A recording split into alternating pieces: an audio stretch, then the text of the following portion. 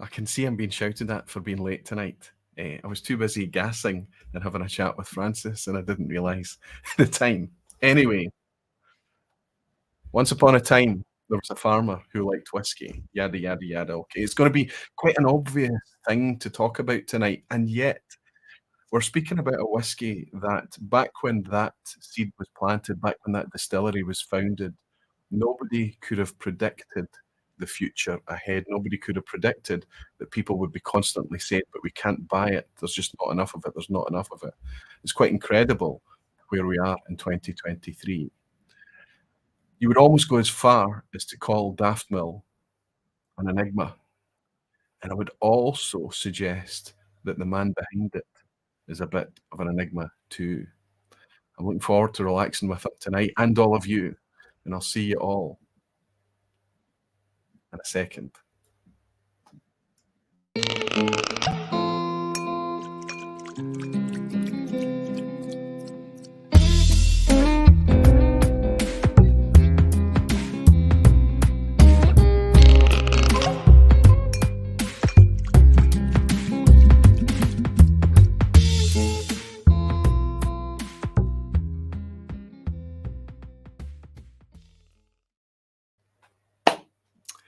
Hello, everyone. Hello, whiskey folk. How are you all? Are you doing very well?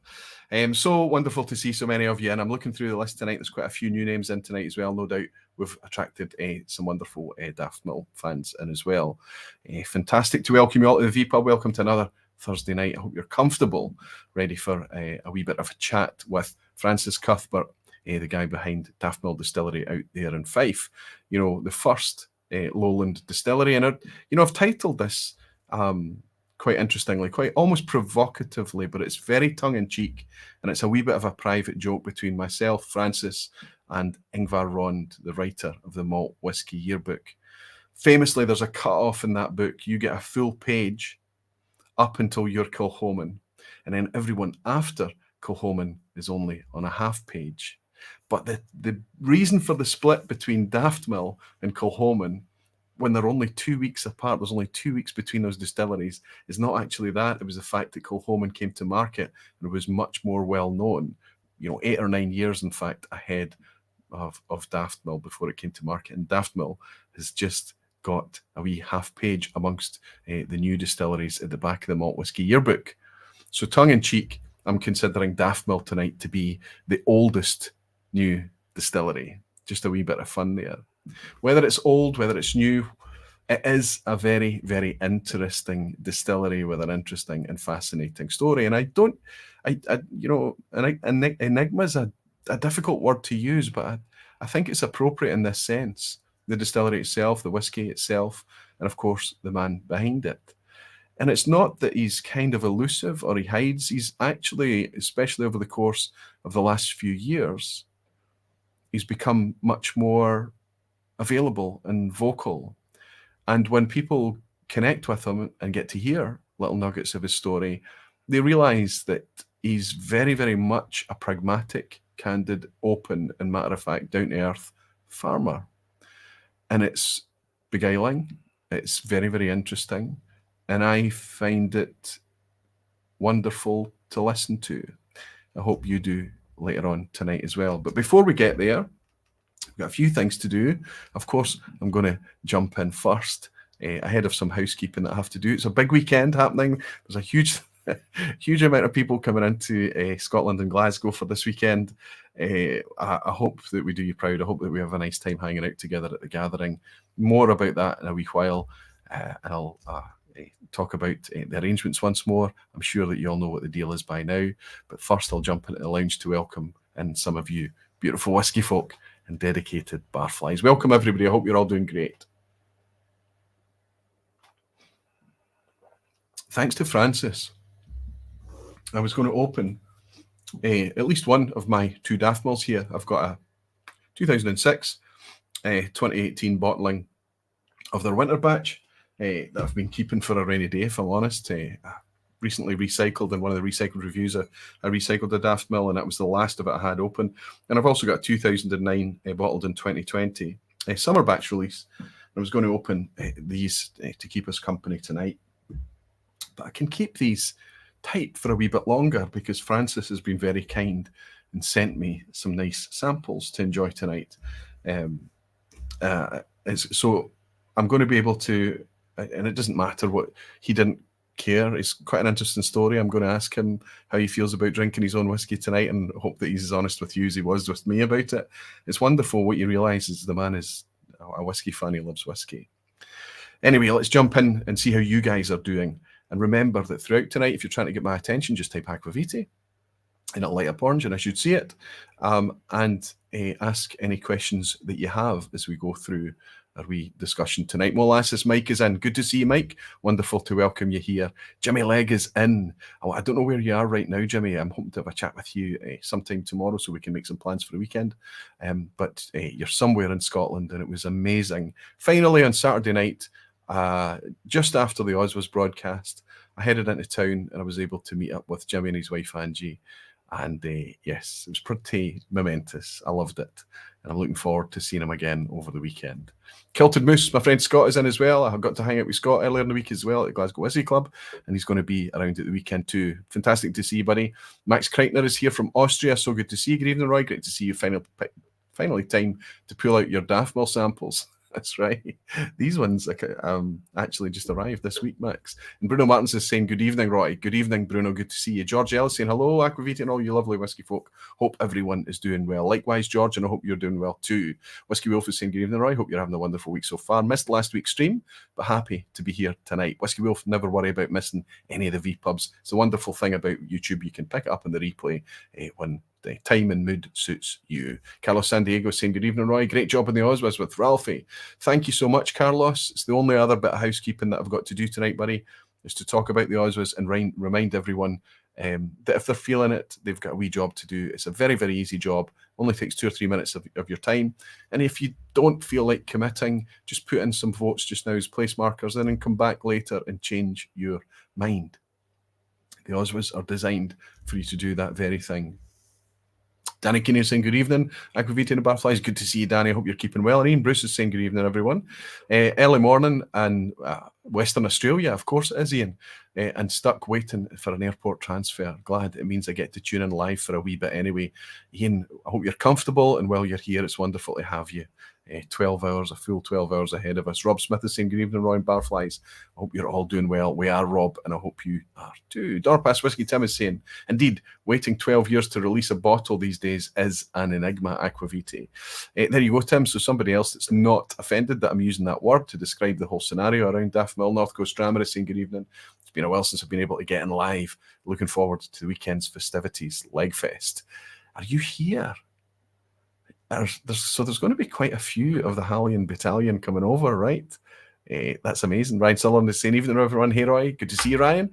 And Gav's Drams as well. Hello, Roy. Looking forward to meeting everyone on Saturday. Looking forward to welcoming you once more, Gav. I hope you're keeping well. Douglas Young is saying, evening, Roy. And evening, folks. Good to see you, Douglas. And Jimmy Legg is celebrating being a member of the Barflies for 43 months. I think that must be how long the Barflies have been going, Jimmy. You, along with Jim Morse, who's celebrating 6 months, Chris Brook, 10 months, and John Manning. Good to see you, John, a member for 27 months. Fantastic support, guys, along with Denny Hammer, who's just joined the Aquavitae Barflies tonight. And what all that means is that if you're on YouTube, you hit that join button underneath the video tonight or on the replay, whenever it is, and you join for $1.99 a month or whatever.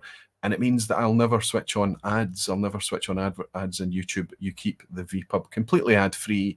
And then if you're cutting up and listening to it podcast style, you're not sitting through an ad every time. And it's just cleaner. It's just nicer for me. And the Barflies are at such a scale now that I can assure you I will never need to switch on YouTube ads. Never going to be a temptation for me. Thank you all so much for your support. Cheers. And in return, you get access to all those cool little whiskey and channel themed emoji to colour up the chat, whether you're in live or add in the comments after the event on replay. Reb Mordecai is here. Good to see you, Reb. I hope you're keeping well, my friend. Just as the chat jumps, Reb. Apologies for that. I don't know how far I'm going to have to go up to find you.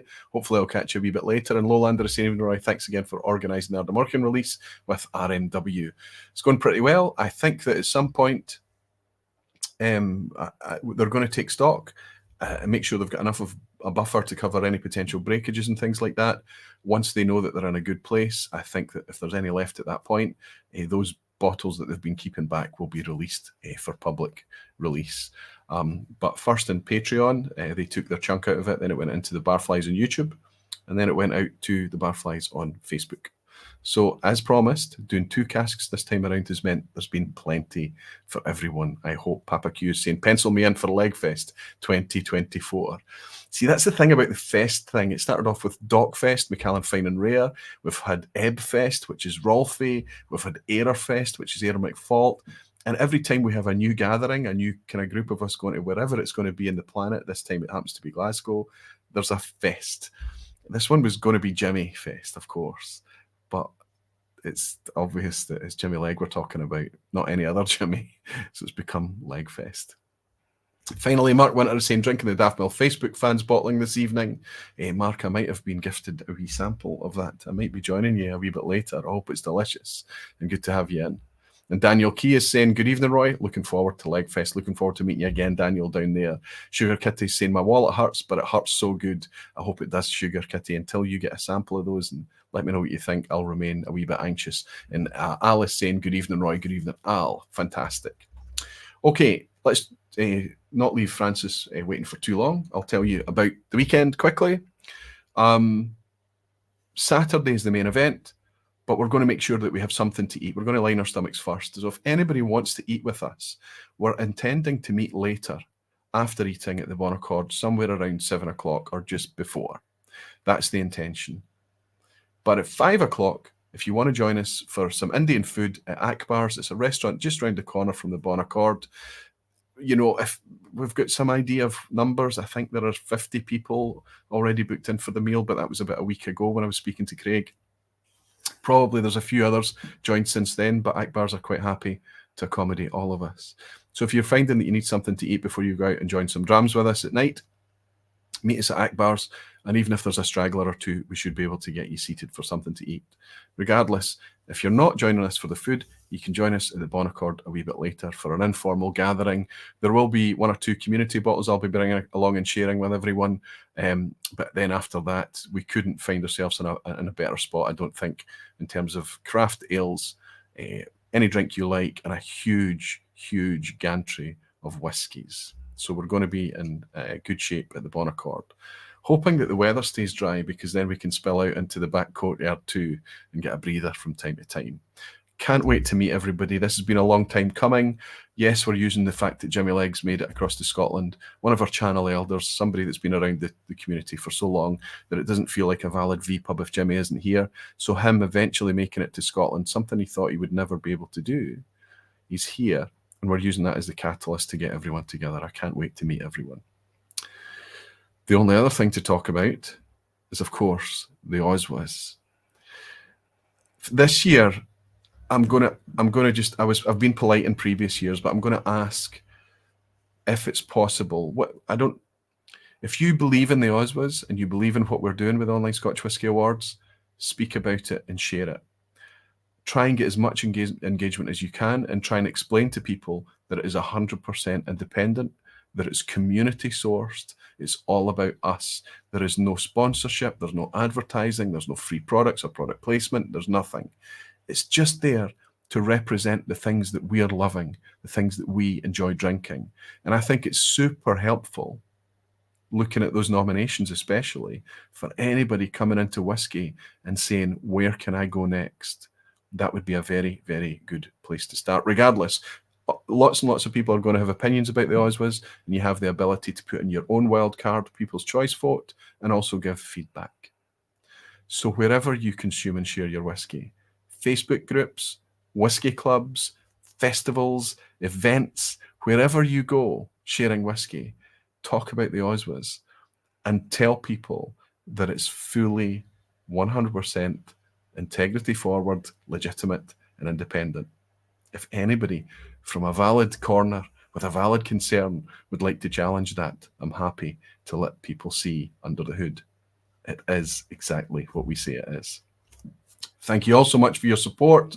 There are I won't share anything because I haven't even brought Ralphie up to date with just how big the support has been since we launched it last Saturday. But it's already doing very, very well, and we'll give you updates as time goes along.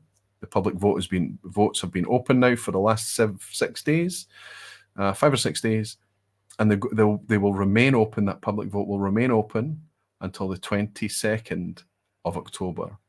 So you have time to put in a vote now, to come back later and edit and change that vote, but don't delay.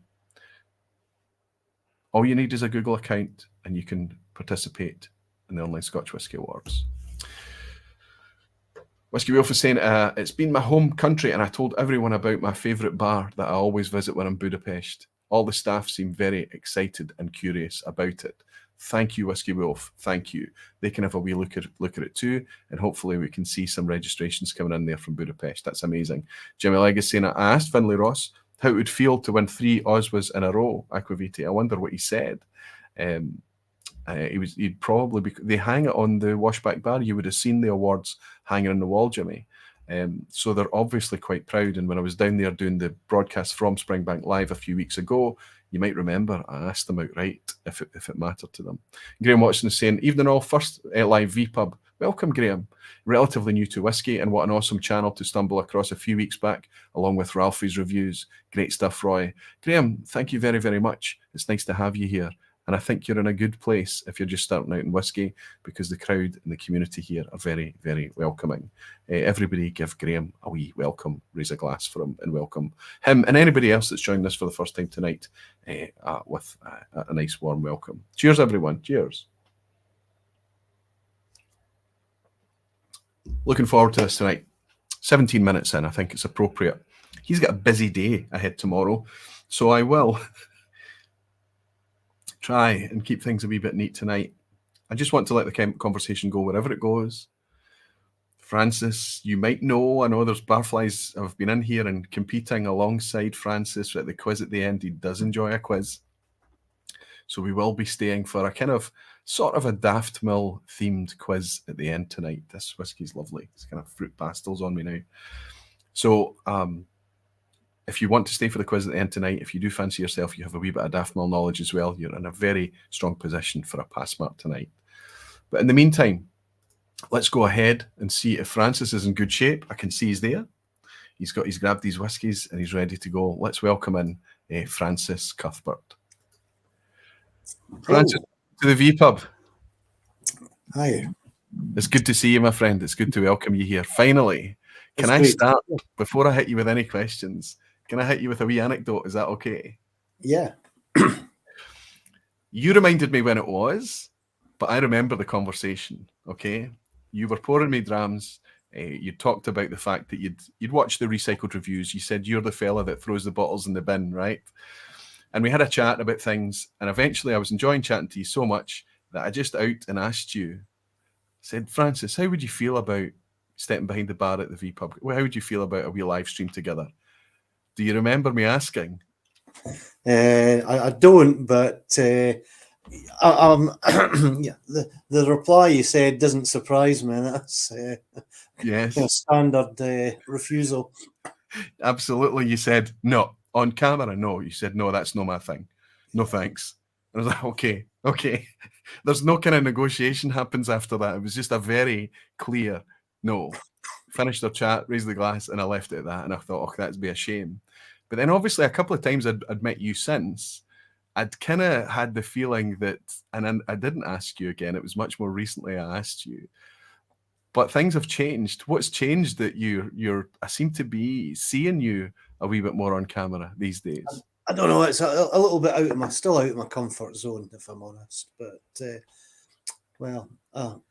global pandemic and everyone doing everything on Zoom and Teams is kind of almost become the new normal now, hasn't it? So, well, everybody's had to get a wee bit comfortable with seeing their face and hearing their own voice and things on camera, right? And let's suggest that the pandemic and everything that we went through is pretty horrible, but there have been some things that have come out of it that I'm happy about, and the ability to have Francis behind the bar is one of those things. You are a wee bit of a barfly. And I do catch myself and I pinch myself because I look at the chat, especially towards the end of the streams, and I'll see that Francis Cuthbert is in the chat. And you've probably heard me out and ask, is that Francis Cuthbert? Yeah. Is that the Francis Cuthbert? But it is you. And I think it's because you like a quiz. Yeah, I enjoy the vPub. And like I say, the quiz at the end is pretty good. I'm always impressed by people's level of knowledge. The Barflies have got a better level of whisky knowledge than 90% of the people that work in the industry, I think. When it becomes a passion, it Yeah. becomes something that is difficult not to gather knowledge on. I always talk about how it's a bi-directional thing that I do here. I learn just as much from them, and I would do well to continue listening to them. They're super, super knowledgeable. Anyway, Francis, let's go on and talk about you. Thank you for finally stepping behind the bar. Thank you for being here tonight, and thank you for being so relaxed about it. Thank you also for helping me sip some more recent up-to-date Daftmills with a few wee samples too, because it means that I've been a bit precious because these bottles have been sitting around for a long time. I don't advocate keeping bottles closed. I think you need That's right. You need to break the seal. I might just do that this evening. I might just do that. You might have preempted a wee plan I had a bit later. But thank you for letting me taste some of the more recent releases. I know you find yourself in quite a remarkable situation right now, and I know that you'll spend a lot of time in front of people that have got a lot of questions for you about, the difficulty that it is to get hold of Daftmill, the ridiculous prices they might need to pay on secondary and things, or perhaps less than honest retailers maybe in far-flung corners of the planet, right? We all know the stories, and it must be difficult. But it could not have been predictable. I don't know when the first idea of you starting a distillery would have come around. Could you frame it for us? Because that's what we're going to go chronologically tonight. When did you first decide, what about a distillery? I don't know. The idea kicked about for a long, long time before we did anything about it. Where the idea came from now, can't really remember whether it was me or my brother that had the original idea. I don't know. Lost. But it would be, it was one of these things that was sort of said in jest, wouldn't it be good to have your own distillery? And, the more whiskey you drank, the better idea it sounded. And yes. But back in 2002, I think it was, I went down to Bladnoch and met Raymond Armstrong. Yes. And I also met another retired distillery manager who was sort of jobbing as a distillery consultant. Yes. And for a few £100, he would come and have a look at our buildings and layout and give an opinion on whether it would be feasible to build a distillery. And so we thought, nothing to lose, we'll do that. And like all distillery consultants, they're all full of enthusiasm and whatnot, because if the project doesn't go ahead, they don't get paid. So yes, big up all the positives. And we went and we did we commissioned a wee feasibility study, and then it was, would we get planning permission, because there'd been no other new distilleries since Arn, and we didn't know of any sort of private individuals that had ever started a distillery in sort of living memory. So, the planning fees weren't extortionate. So we thought, well, we'll stick in an application and see what happens. I often tell people we spent a great deal of time figuring out if we could start a distillery. We didn't spend an awful lot of time thinking, should we start a distillery? That's right. And I think what we'll do then is planning through without too much trouble, and then we had a decision to make. Do we go for it or not? after that. And it's obvious what that decision was. I think the question that we'll close out on tonight, Francis, is should you have? So we'll leave that for the end. But you mentioned there that you and your brother would be having a bit of a to and fro over a dram or two, and the more drams that you had, the better idea that it sounded right. Let me just ask you, do you like whiskey? I have been known to have an occasional dram, yes. So yeah, of course, whiskey, yes. You're going out tomorrow. You've got a heavy day tomorrow, right? Okay, you're baling grass for cattle feed tomorrow. Yeah. There's a full shift. You've told me that you've got a busy day ahead tomorrow. You're very much still a working farm. You're still very much a farmer. Yes. And the distillation side of thing is very much part-time. It seems to me, Francis, like, will you ever see a decent holiday ever again? Oh, I had a day off a couple of months ago, can you? Yeah. A day off? Yeah. Is it that you don't enjoy a day off? An afternoon, but it kind of counts as a day off. I have a theory. I know that you like whiskey. Sometimes when you and I are chatting about whiskey, I'd go as far to say most of the time, we're not talking about Daftmill whiskies. We're talking about the other whiskies that you like.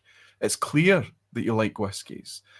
I've got a theory that when you finish the work on the farm, they say a change is as good as a break. Is that a dynamic when you go off to do some whiskey making that you feel like it's a break? Yeah, it's quite funny when you've been, like, at the moment, it's a bit of a drudge. Things are dragging on a bit, weather's a bit shit and whatnot, and you're thinking it's about time to get in with that nice warm still house and look out at the rain rather than being out in the rain. But we're another month and a half away from that yet. There's still a lot to do, but and then after a month or a couple of months in the distillery doing this exactly the same thing day in, day out, you quite long to get out in the farm and get a change again and do something different for a wee while. So, to get out in the fresh air. Aye, absolutely. Yeah. So the cycle of distilling and farm work suits me. It would have to, because that's 2005.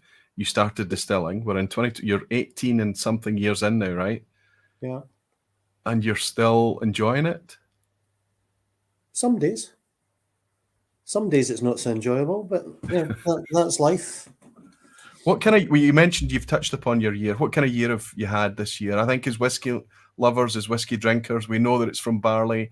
We like to grab a handful of barley. We like to maybe chew on some of it, but we don't really think about the effort that's gone into it. I know that you have arable and cattle there at Daftmill, but what kind of year has this year been? I mean, we had a fantastic spring, right? It was good in February, and one or two guys round about here started sowing their barley early in February and got it in. Then the weather broke in March. Don't think anyone did anything for the whole of March, and then we were well into April before we got to start to sow.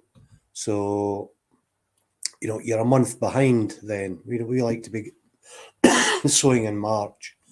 Then it became very dry. Early summer was extremely dry. So the barley got quite stressed and it sort of shut down, if you like, to protect itself. Then the second half of the summer was very wet. Yes. And this warm wet, the barley sprung back up into life again and started throwing up new shoots. But the problem was the new shoots are 3 months younger than the old shoots. So come to harvest, you've got virtually 2 crops in the field. Wow. You've got a crop that's ready and a crop that's just mush. Yes. So that was quite a challenge this year. You always get a few what we call greens, a few heads of barley that are nowhere near ripe within the crop, but it's generally 1, 2, 3%. This year you could have 50% quite easily. Wow. So that for us, there was we grow seed as well as malting barley. So it involved a lot more drying of the barley. So we burnt a lot more diesel this year. Yeah. And the final quality has been extremely variable. Some of the for making whiskey, you want a very low protein in the barley. You want a lot of starch and not a lot of Yes. protein. Protein levels have been all over the place this year. Yeah. Yeah. So that the big effect there then, you know, I'm thinking about it from a very selfish whiskey perspective, of course, is going to be yield, right? Yeah, yields again been all over the place. Some have been reasonable, some have been really shocking, but the maltsters realised early on that if they didn't drop the standard for, they generally want a barley to have, they measure the protein in barley with the amount of nitrogen that's in the barley. So generally it's got to be below 1.6%, but this year they've been taking it up to 1.8% because they realised if they stuck at 1.6, they wouldn't be able to fill their sheds. Yes. Same with, they want the husk on the barley to be intact when it goes in. Yep. But if you get a wet Scottish harvest, if it gets wet and dry, the grain swells and shrinks, and the husk falls off. That's known as a skinned grain, which gives the maltster variable water uptake and causes him problems, and then the distiller problems. So normally they wouldn't take any more than 5% barley with skint grains. This year they've taken it, I don't know what the top level is, 10 or 15%, I think. Wow, that's quite something else there. With a price deduction, of course, but at least we're getting away from malting. And that is quite interesting then that you see it from two different sides then, because you see you're just trying to move on your crop and sell the crop, the grain that you've made, but you're also looking for a really quite a decent grain in order for you to make whiskey from it as well. So you see it from both sides, right? You exclusively use all your own barley, yes? Yeah. We did a little bit last year. We bought in 4.5 ton of Plumage Archer, a heritage variety, just to have a wee play with it. So that wasn't homegrown, but everything else over the last 18 years has been grown on farm. And so versus how much barley, I'm just trying to get ahead on the scale of your farm. Yeah. How much do you grow versus how much you actually use for your own purposes? Is it all for malting and distilling? Yeah, so it's all we grow seed, but it's all for malting varieties. Okay. In a good year, we'll produce 1,000 tons of barley, and we use 100 tons for ourselves in the distillery. Okay, wow. So something about the order of 10%, right, is you're using for yourself. And I guess the rest of your barley can go off to make beers and spirits. Half of it this year is going to Macallan, and the other half to Ian MacLeod. So, and what variety is that, just out of curiosity? Laureate is going to Macallan, and Sassy to Ian MacLeod. Ah, fantastic, interesting. So, and do you? I wonder if because there must have been quite changes to the varieties over your 18 years, right? Yeah, Concerto and. Yeah, we went through them all. We grow 2 or 3 varieties at a time on the farm. We generally have a main variety, a secondary one, and then one we're an up and coming one we're having a wee look at. This year, the main variety and secondary variety, 50% of each, was Sassy and Laureate. The up and coming one is Firefox, which is going to replace Sassy next year. And then we've got a little bit of Golden Promise in as as something to give us an early harvest. I don't know if you would call Golden Promise a heritage grain, but it's certainly not a common grain these days, right? No, most of it goes to Timothy Taylor's landlord. Okay. So it goes into they use a lot of that in their beer. Okay. Okay. It's a lot of the craft brewers. What's the guys down in Galashiels called? Is it Windswept? Is it?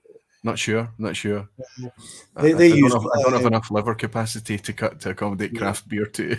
Yeah. They use the Golden Promise as well. So, but I've kept a little bit back. I've got about 10 tons left in the shed that didn't fit on a lorry. So if I get a wee bit time, I'm going to have a little play at malting it on the floor and see how we get on with that. Oh, wow. I've been planning to do this for years and years and years and never gotten round to it. So how would you steep? Last year I seen Loch Lee doing it exactly how I'd planned to do it.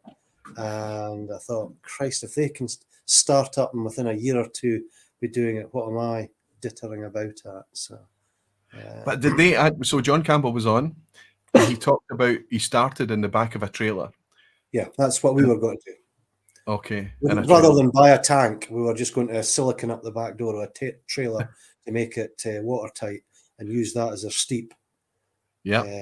Give it a couple of waters in there, then dump it on the floor, spread it out, hand turn it, and then put it in the grain dryer to kiln it.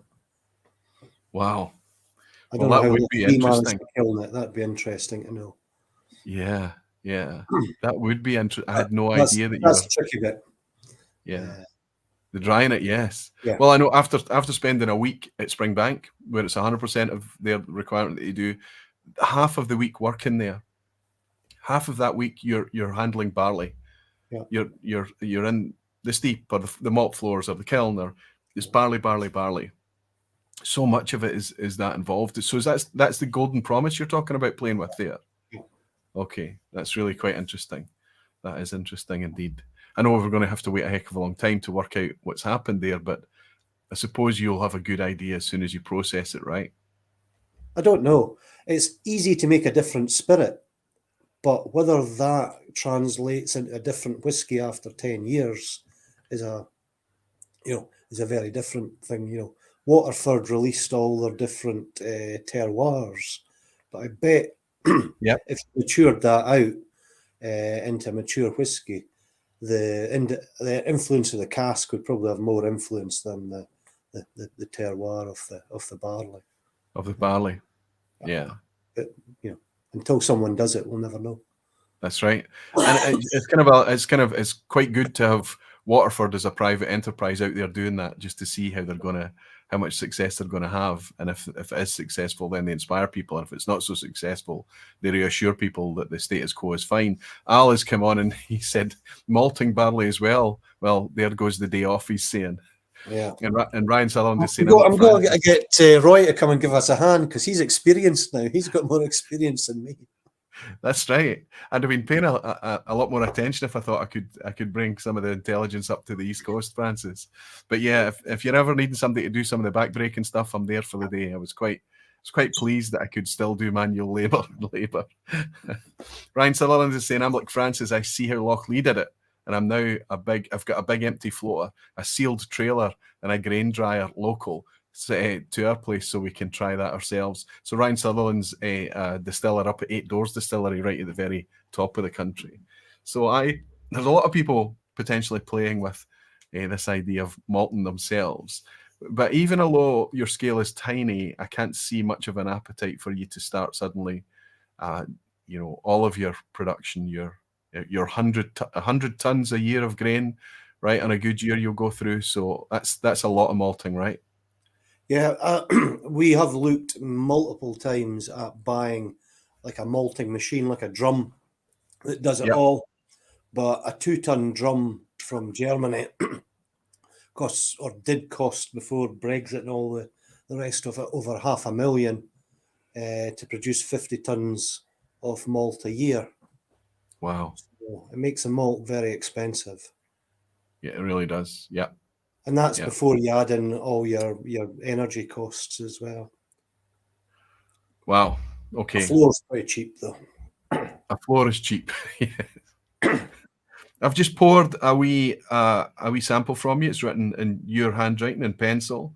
It looks like this one is not out yet. Right. This one. Oh, you've got some on hand too. Yeah. This is our next summer batch coming out.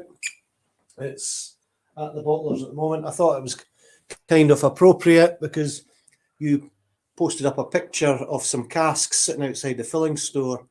Yeah. And in the picture, half of the casks that are sitting there waiting to be filled are now in this.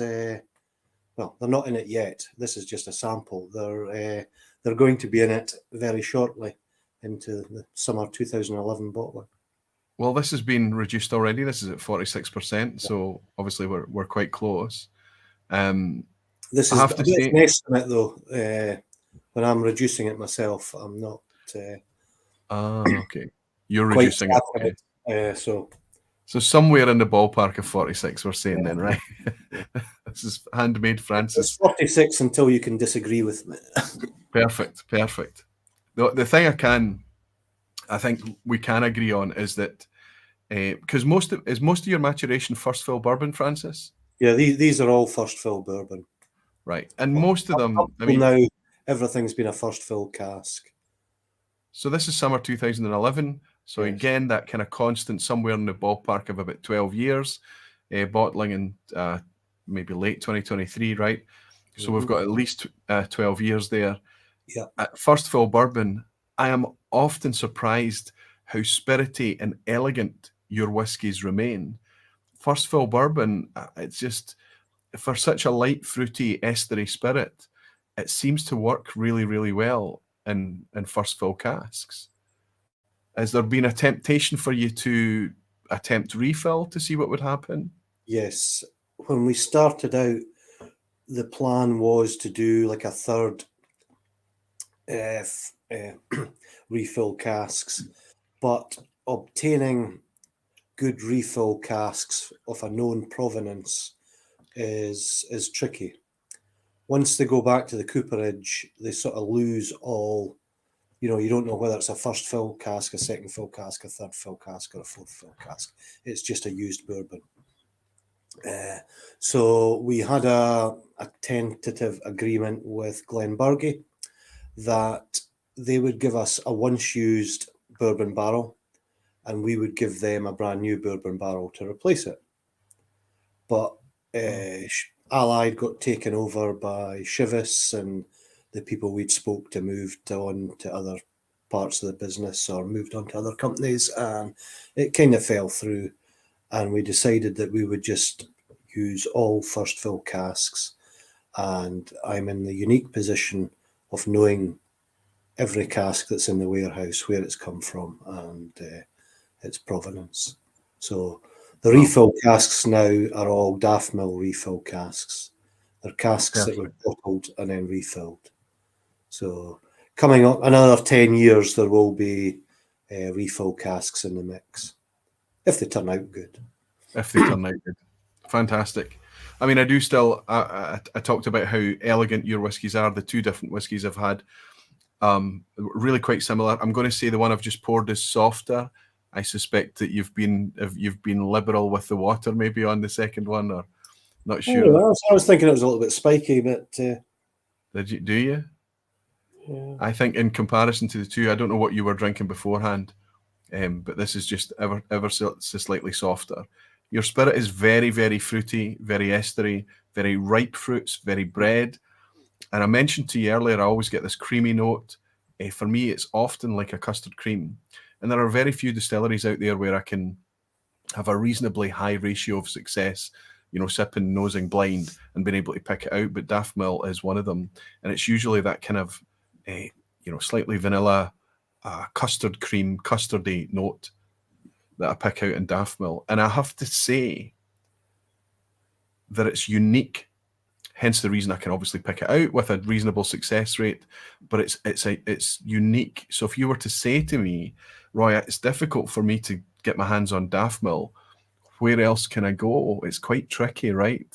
I do think it's got a lot of similarities with Bladnoch, but recent Bladnochs are much more cask heavy, cask forward. And, you know, outside of that, it's kind of tricky to go elsewhere. Did you plan for this style of spirit? Was that always in, or was it a case of let's do this and the whiskey will be whatever it's going to be? Yeah, pretty much. You you go down a certain road, but the exact address you land at is you know, a little bit beyond anyone. We wanted to produce something light in the Lowlands style, or what we thought the Lowlands style should be, something elegant, almost feminine, delicate, subtle, fruity. I never get grass. Grass is something that you know, I spend my life working with grass, but I never really get grassy notes. Some people get hay, some people get I can get a butyric silage in some really bad whiskies, but I don't get grassy notes, cut grass or that in whiskey. So obviously my nose is a wee bit weak on that, but slightly grassy, slightly floral. Yeah. For me, it's so much about a good Lowlander. Yeah, absolutely. Very elegant. For me, it's very patisserie. It's kind of a pastry thing. It's a bready note. It's very estery. Your fermentations is pretty. Are they uniform throughout the years, or have you changed or changed the fermentation? We've always done a fairly long fermentation because the estery notes develop at the end of the fermentation, so we leave it alone. Last couple of years we've been playing about with going an extra day longer. You know, I always thought we were pretty long anyway, but now, you know, Glenallachie do a week-long fermentation, and Barnach do, you know, a year-long fermentation, or whatever they're doing now. So I was always frightened you would leave it too long and it would go too sour, but I've got a little bit more confidence to go them, you know, take it out to 120 hours rather than 100 hours. Interesting, very interesting, and you're absolutely spot on. The Thompson brothers have been doing 140, north of 140 hours, 160 at Glenallachie now, 168 at Tomatin, incredible. So these, I think, the industry is starting to get much more confident. Yeah. I know it's not a cheap thing to do, of course, but the industry is starting to get quite confident with these extended fermentation times too. Even Glenallachie and you've got 16 washbacks, it's much easier than if you're me and you've only got 2 washbacks. It's true. It's true. Hence, it's expensive. It's measured. The time is measured in money, of course. Yeah. Only 2 washbacks. There is a question that I'm going to. It's the obvious thing to say there is that there are other distilleries out there that are restricted. You know, we've got Oban that's kind of hemmed in. It's only ever going to be the scale it is today. We've got Glengyle that's restricted by shifts. You're restricted because it's just you, Francis, and you're doing the farm. And then when you're not doing the farm, you're doing the distilling. You've only got the 2 washbacks. You know, it's that you've got. You know, there are bottlenecks in a lot of the process, but the most obvious thing to ask is there not a temptation for you to try and find a way to run the distillery in parallel with the farm work? Has that ever been a consideration? That'd be the quickest and easiest way to expand production would just be run the distillery year round.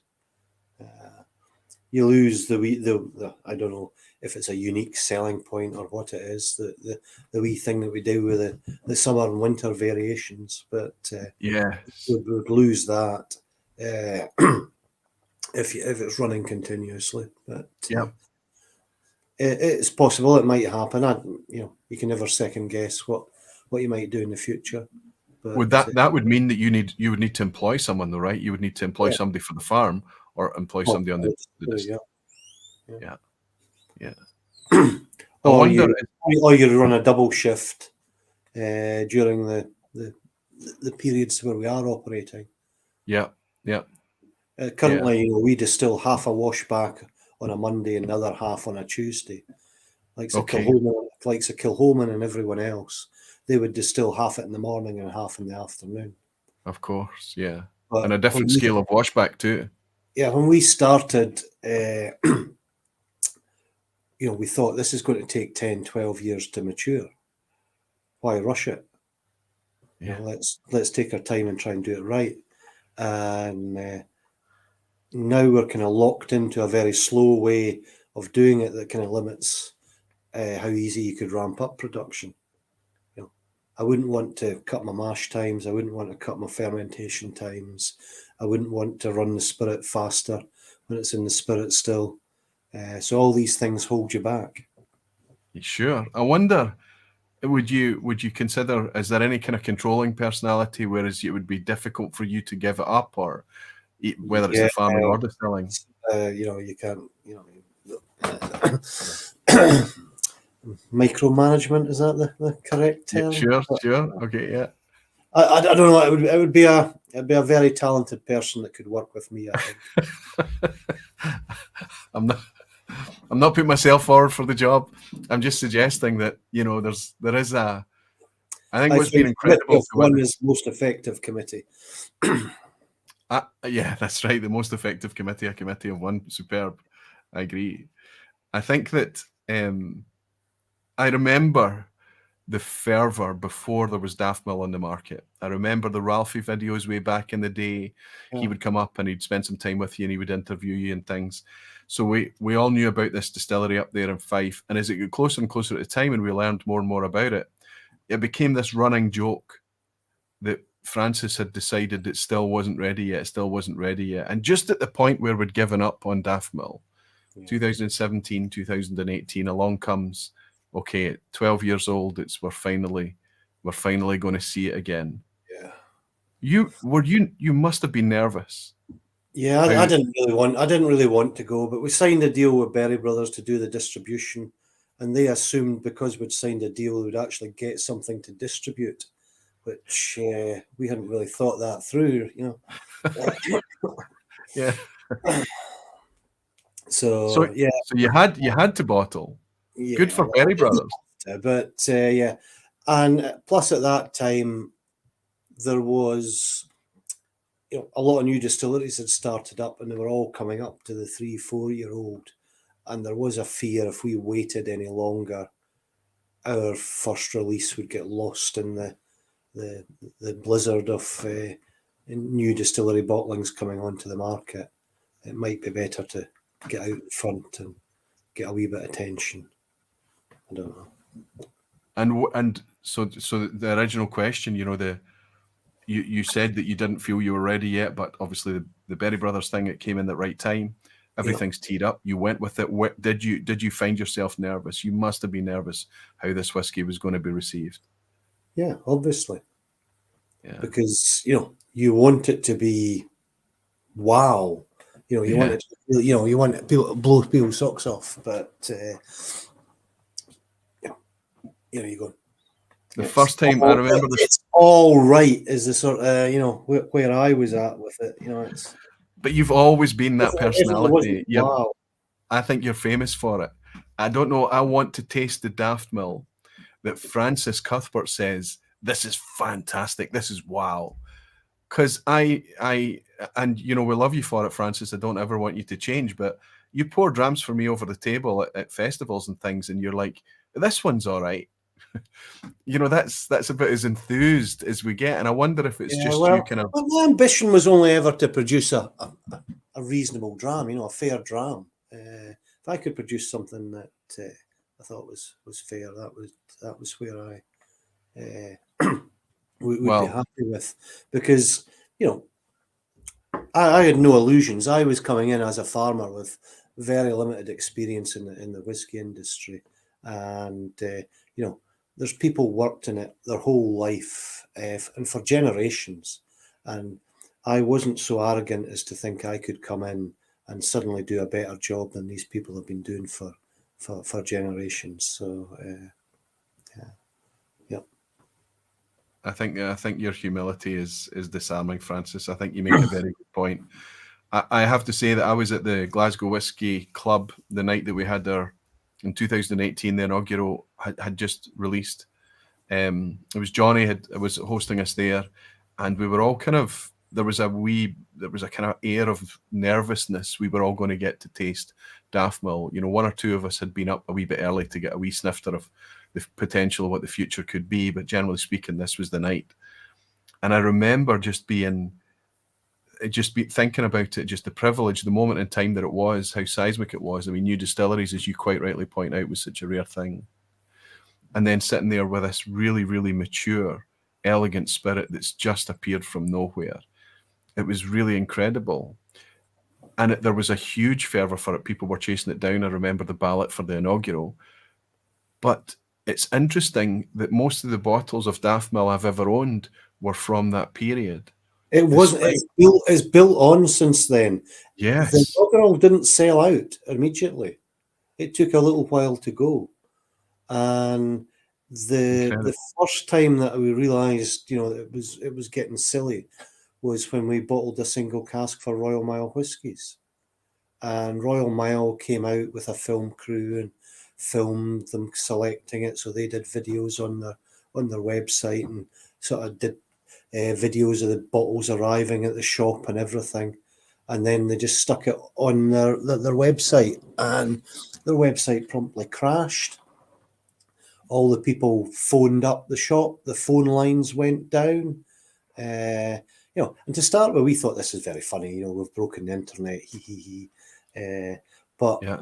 You know, people in the shop were getting abuse, and you know, customers were really angry because they'd wasted so much time trying to get a bottle, and you know, crashing websites and all the rest of it. And you know, I think a fight even broke out outside the shop. You know, so just crazy stuff.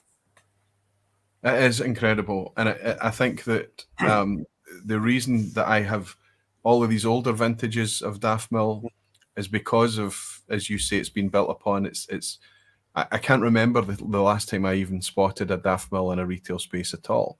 It's turning round. It's turning round. You're starting to see it sticking a little bit. Yeah. There's only so much you can hoard, surely. Yeah. The next release, there's more bottles of it. The 15 that's coming out. It's for the UK independent retailers. I don't know what an independent retailer is, but it's 15-year-old. 15-year-old for them.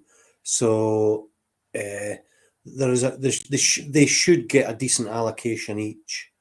So I'm guessing it might sit about for a little while longer. Although it's I hate to say this, but it's not the best whiskey. I would advise anyone to get nobody listen to Francis before they buy it. Don't part with your money until you've had a taste of it. He would be one of the most brutal whiskey reviewers on the planet, I think, especially if he was reviewing his own product. Jamie Brown's bought us a dram. Francis, could Francis talk a little bit about his indie bottlings?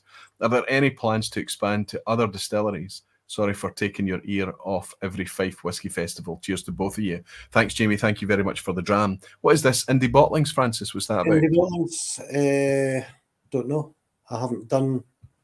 you know, everyone asks me to buy casks, you know, for Adelphi would like to do a bottling. Berries would love to do a bottling. So far, we haven't sold any casks to anyone. All the Daftmill we've bottled so far has been under our own label. We haven't sold a cask to anyone, whether, you know, Mark Watt, anyone at all. I would actually quite like to do it, but I have so many friends in the industry. It's difficult to do one and not, you know, if I open the door a crack, there'll be a flood pouring, and you know, then you've no whiskey left. I don't know how to manage that at the moment. We don't have a lot of casks for our own bottlings, so it doesn't make sense at the moment to sell them to someone else to put in their bottlings. I understand completely. Red Mordecai said, which bourbon distilleries does Francis order for his barrels? So what casks do you tend to have in there? We like Heaven Hill. We try to get Heaven Hill casks. Can't always get Heaven Hill casks. This one that you're drinking here is from Claremont Springs. Most of the casks came from Claremont Springs. I think that's Jim Bean's big distillery. Yeah. Beam Heaven Hill says on the back of the cask, Heaven Hill Distillery, bourbon whiskey, and the date it was filled. Beam will sometimes put Claremont Springs, just the same as Heaven Hill does. Sometimes it will just say Beam Brands Tank 206 or Tank 107 or something. Yeah. So you've no idea whether it's a bourbon whiskey, a rye whiskey, or what it is. To be perfectly honest, it doesn't make any difference. I nose each cask before I fill it, and I can't tell you the difference between an empty Heaven Hill cask and an empty Jim Beam cask. The only one I can pick out with any certainty is Maker's Mark. It's wildly different from all the others. But I just like the fact that you know what exactly what's been in it before you.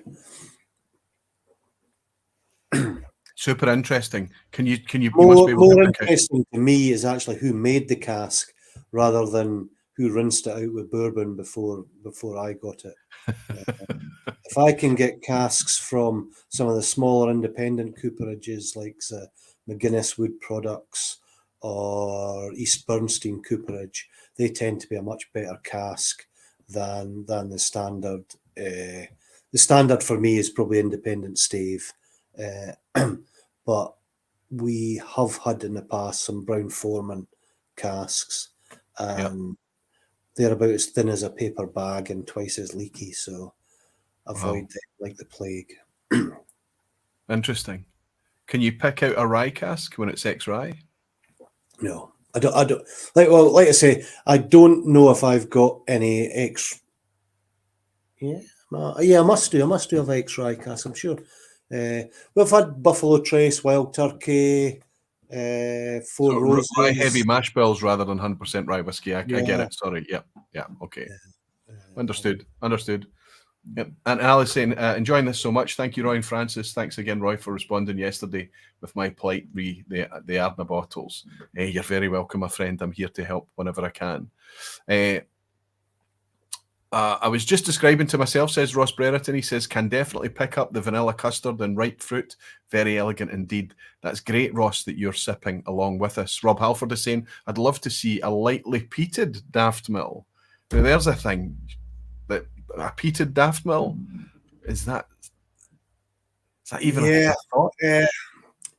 When we started out, I'd originally thought of doing something like Springbank does and having a peated and unpeated version and call them something different, have a Daftmill and a Stratheden or an Auchtermuchty or something. But somebody copyrighted the name Stratheden, so that knocked that out. And getting my own malt, my own barley malted and peated is incredibly difficult. I can get it unpeated, but not getting it peated. That makes sense. Yes, I can understand. I'd only be looking to do 5-10 tons peated a year. Like a 10%, 20% of our annual thing.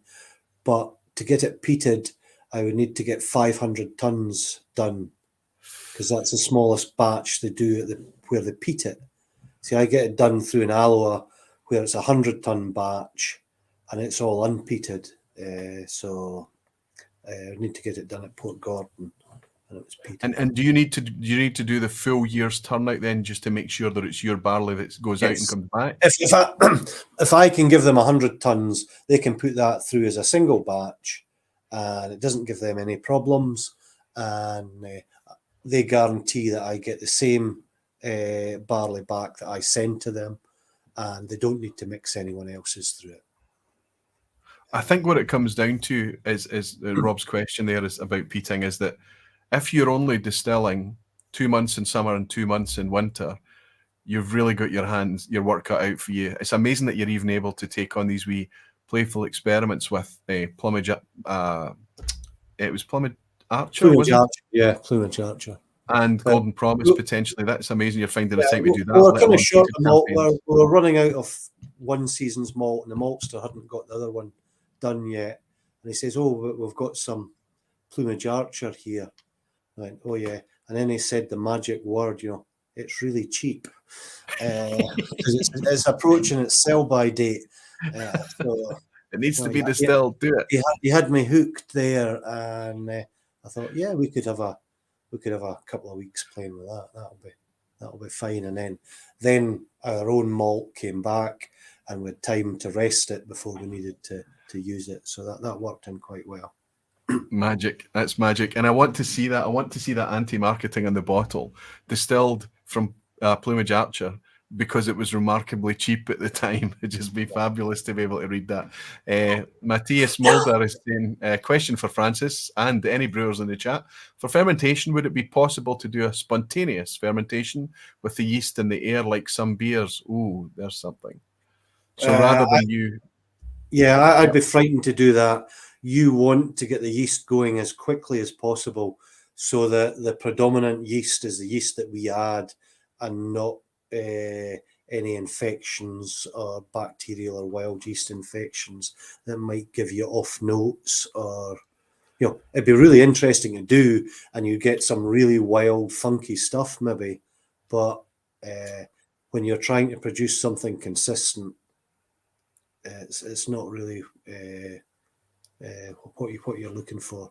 Again, I think if you had more time bandwidth in the year, you might be open to having some really funky stuff, right? But when your time is so tight, I guess that's the problem.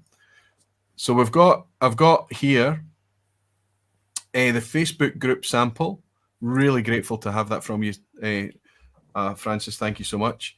And I've also got the Fife Whisky Festival 2009 here. No. And I've got the 15-year-old cask strength, which I'm really excited about because I've only had a tiny wee sip of this. I've really not had much of this at all. Where would you recommend I go now? Well, I would go to the Facebook one, because that's one I just poured when you said it first. Right, it's the only one that's not open because it came out that wee selection box from you. So this is almost the same as the winter 2010, but at cask strength. Slightly different casks. This came about because there's a little Facebook group, the Unofficial Fans of Daftmill, which is not connected to the distillery and is run by a guy that shares the same name as me, but has no other connection. Really nice guy, Alex. And he's an occasional barfly too, Alex. Yep.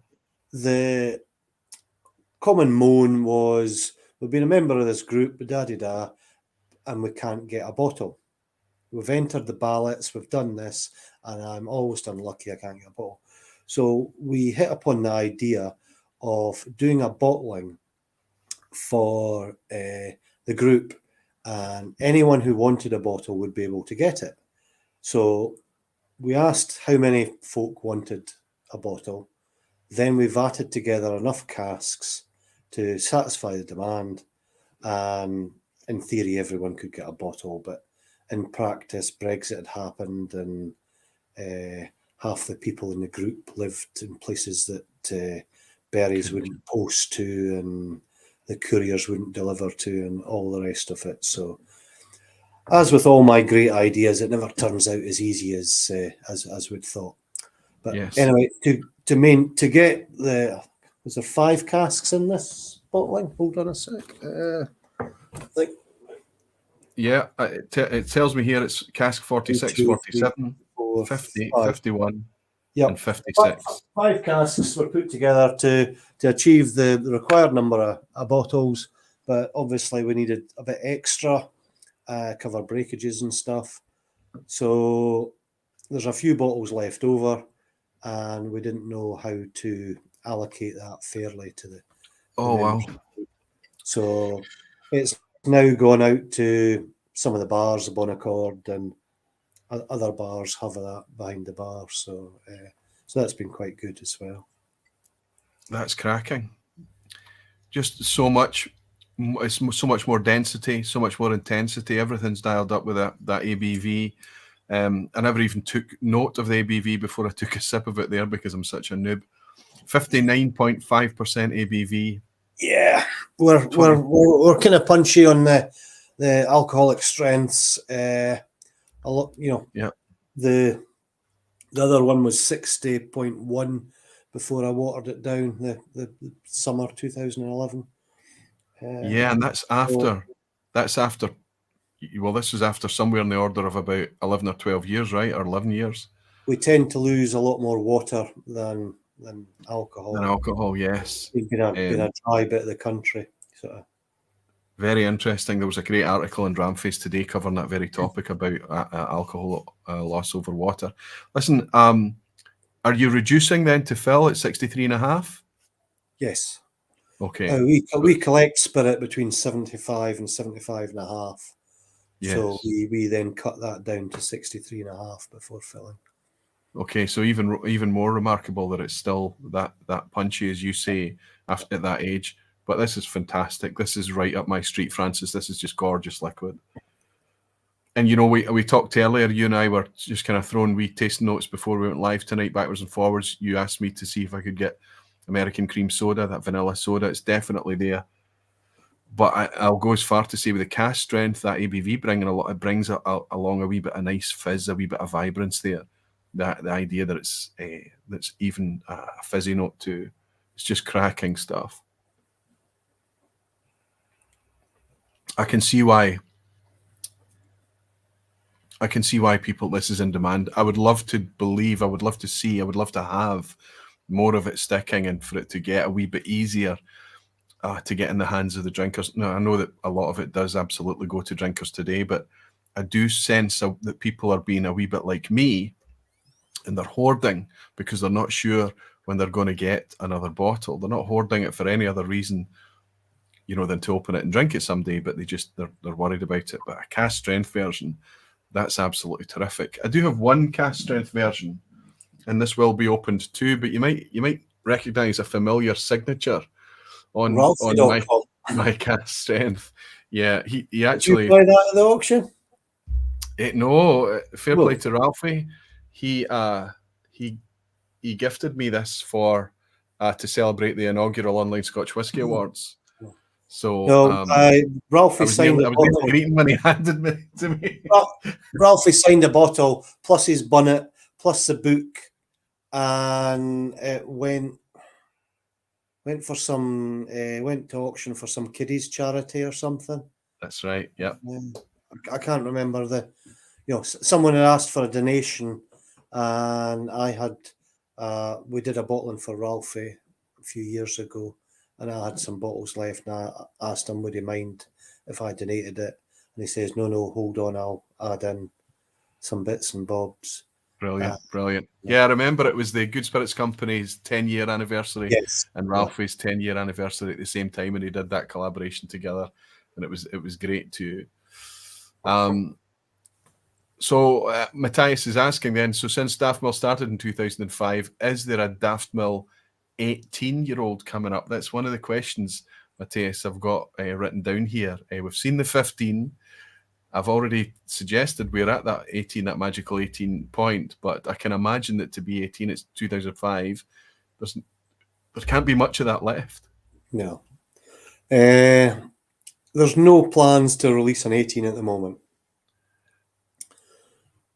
But whether an 18 comes along, at the moment, we're quite happy to do the summer and winters, which are sort of 11 and a half, 12 years old, 12 and a half years old.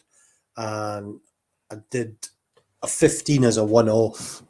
And then I've tried to replicate it again this year, which is out in the shops coming soon, which hasn't worked nearly as well as last year's one. So I'm not sure where we go from here. The 15 was only ever intended to be, as stock levels are our stock levels are up and down, depending on how many months of the year we work in the distillery. So some years we've got more stock than others. So the idea of the 15 was we could have it in years where we've got enough stock to do it. May do a 21. I don't know. I don't know.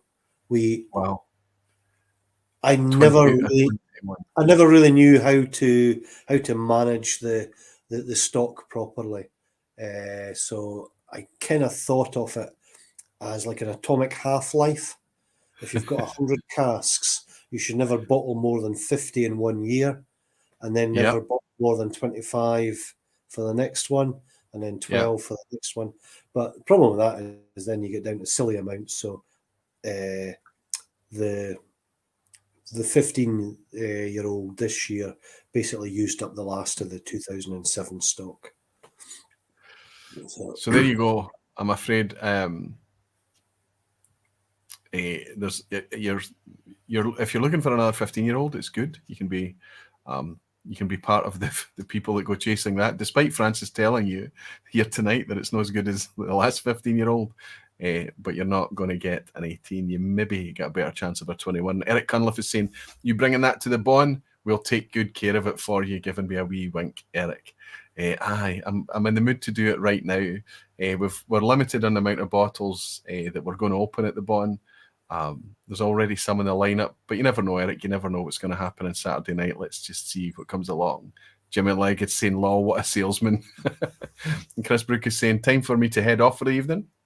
We'll have to catch the rest on the replay. Have a good evening, Barflies. Thanks, Aquaviti and Francis, for a great vPub. Chris, thanks for joining in, and I hope we've not kept you up too late, buddy. Enjoy your rest. Elswood is saying, and there it was gone.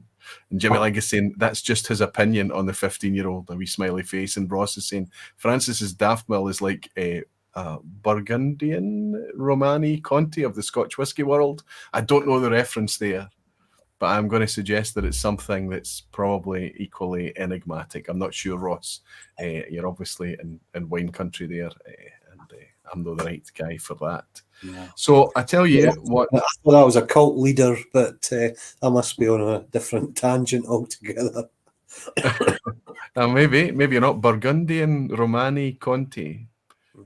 It could be. It's just as likely to be that, as far as I'm aware. So which one should be getting set free, Francis? Oh, break the seal on them both. Go for it. I'm going to get bullied, am I? You don't need to open it, but break the seal. Go on.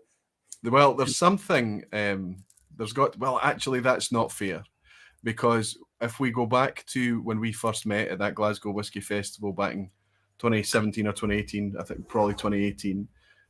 You were never ever going to come on camera, and you are on camera. So the least I can do is get some life and air into the bottles that have been all too now instinctively, and it betrays my preference. Look at the difference in colour of these two, right? I went for the lighter one. What you got? 2006 winter. The 2006, yes, 2006. There were I would find that quite cereally. Okay. A lot more sort of bread, barley kind of notes in it. A lot less fruit. More farmyardy, if you like. Sometimes I do get farmyard on Daftmill. And I know that it's a ridiculous thing to say because it's a farm distillery, right? Yeah. I wouldn't say that was a good thing, though. Anytime I've talked about it in the context I've meant it, I do mean it in a good thing, because what I'm talking about is not the muddier side of the farm. I'm talking about the more cereal and hayloft side of the farm. This is quite quiet. This is probably the quietest nose. Obviously, it's a neck pour. I've only just opened it tonight, so it's just sitting a wee bit tight at the minute, I think. But this is the lightest I've had. This is the lightest I've nosed tonight. You said you don't get grass and grassy notes, but I do. Yeah. And this is dry grass. This is a wee bit green, even a nudge herbaceous, still quite quiet. So I'm not getting all that kind of vanilla custard, you know, the estery, that thing that I look for in Daftmill. It's quite.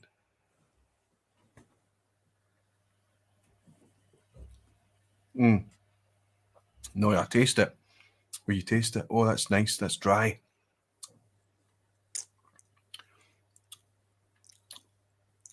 No, that's right up my street.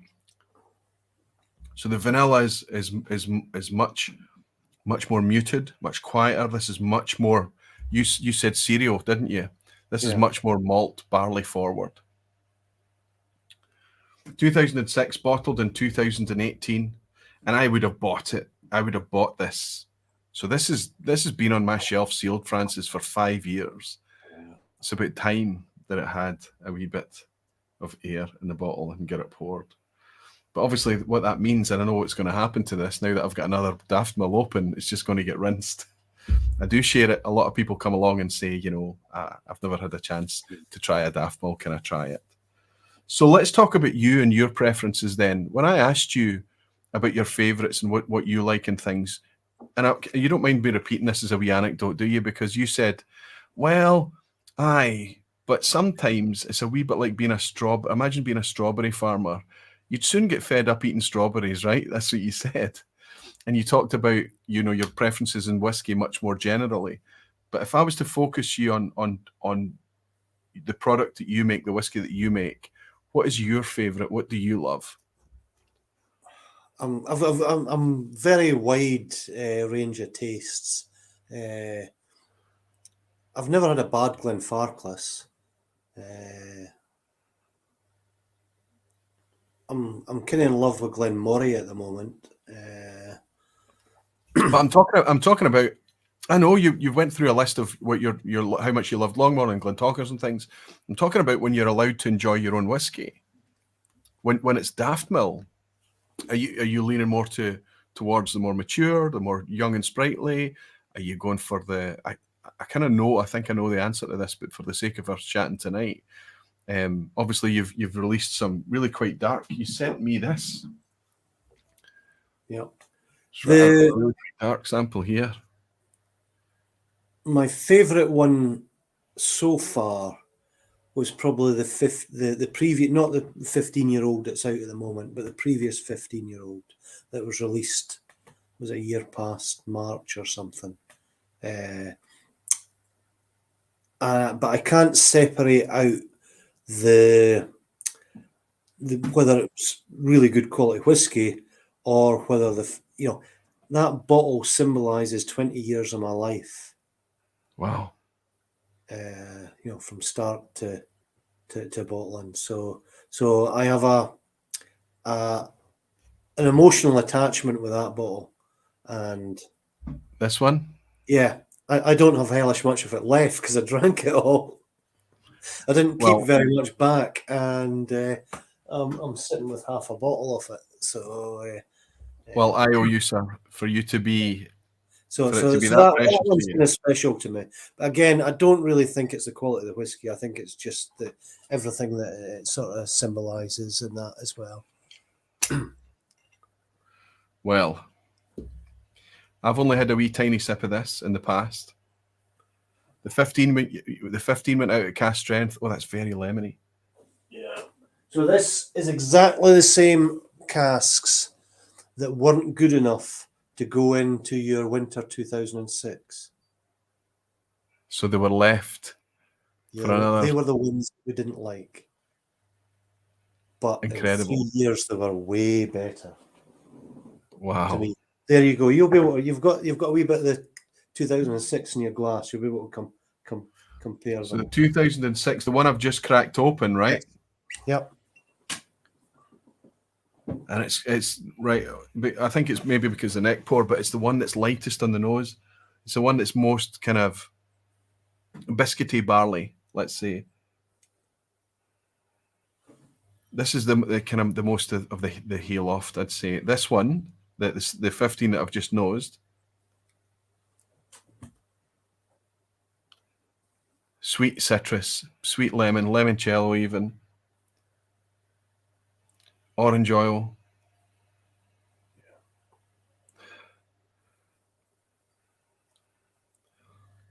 Sure, there's malt and things there, but it's not. It's just a way. It's not prominent. It's not forward.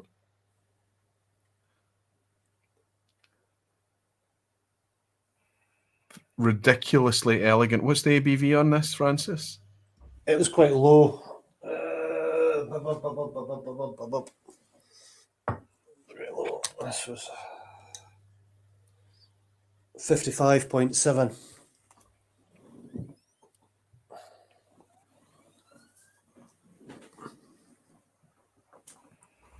Oily.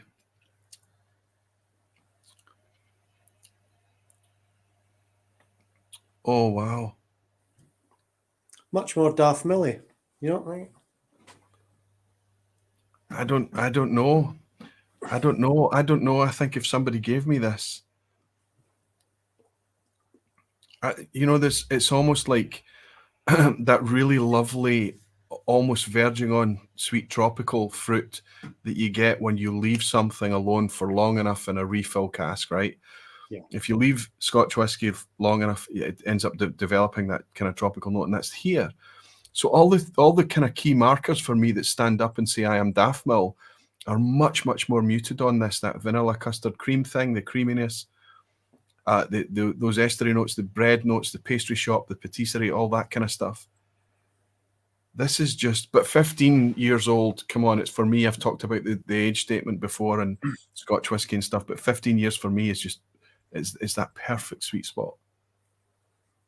Rosebank. Why didn't I get a bottle of Many this? years ago, used to do a 15, and it was a bit of a sort of classic. So this is my homage, if you like, Yeah. to the classic Rosebank 15. Us. A wee bit of mineral on They had a the big red 15 on the bottle. I put a green 15 on. That's just beautiful, and so what you're saying is the one that's out now is you've tried to recreate again. Yeah, we did that. This one we're drinking is from 2006 stock, 2007 stock, which I thought was better than 2006. We've been going 2 years by that time. We're starting to learn our craft. We're getting better at it. I thought it was better cask, but I've been at this since December, January. Yep. And normally I put a bottling together, and after it's bottled, I think it's better than the samples put together. This one went the other way. It wasn't as good. This one? No. This one. This one was the new 15. But if you like the early stuff, the 2006s, the inaugural stuff, the new 15 might be up your street. No, that's just beautiful whiskey. It's just beautiful whiskey. It's really, really, and it's quite, so the finish is, it's not drying. It's quite a long finish for such a delicate spirit. But there's a mineralic quality in the finish. Yeah. I don't know if you get that. I don't know if you, but it's dry minerally. But our water is very high in mineral content.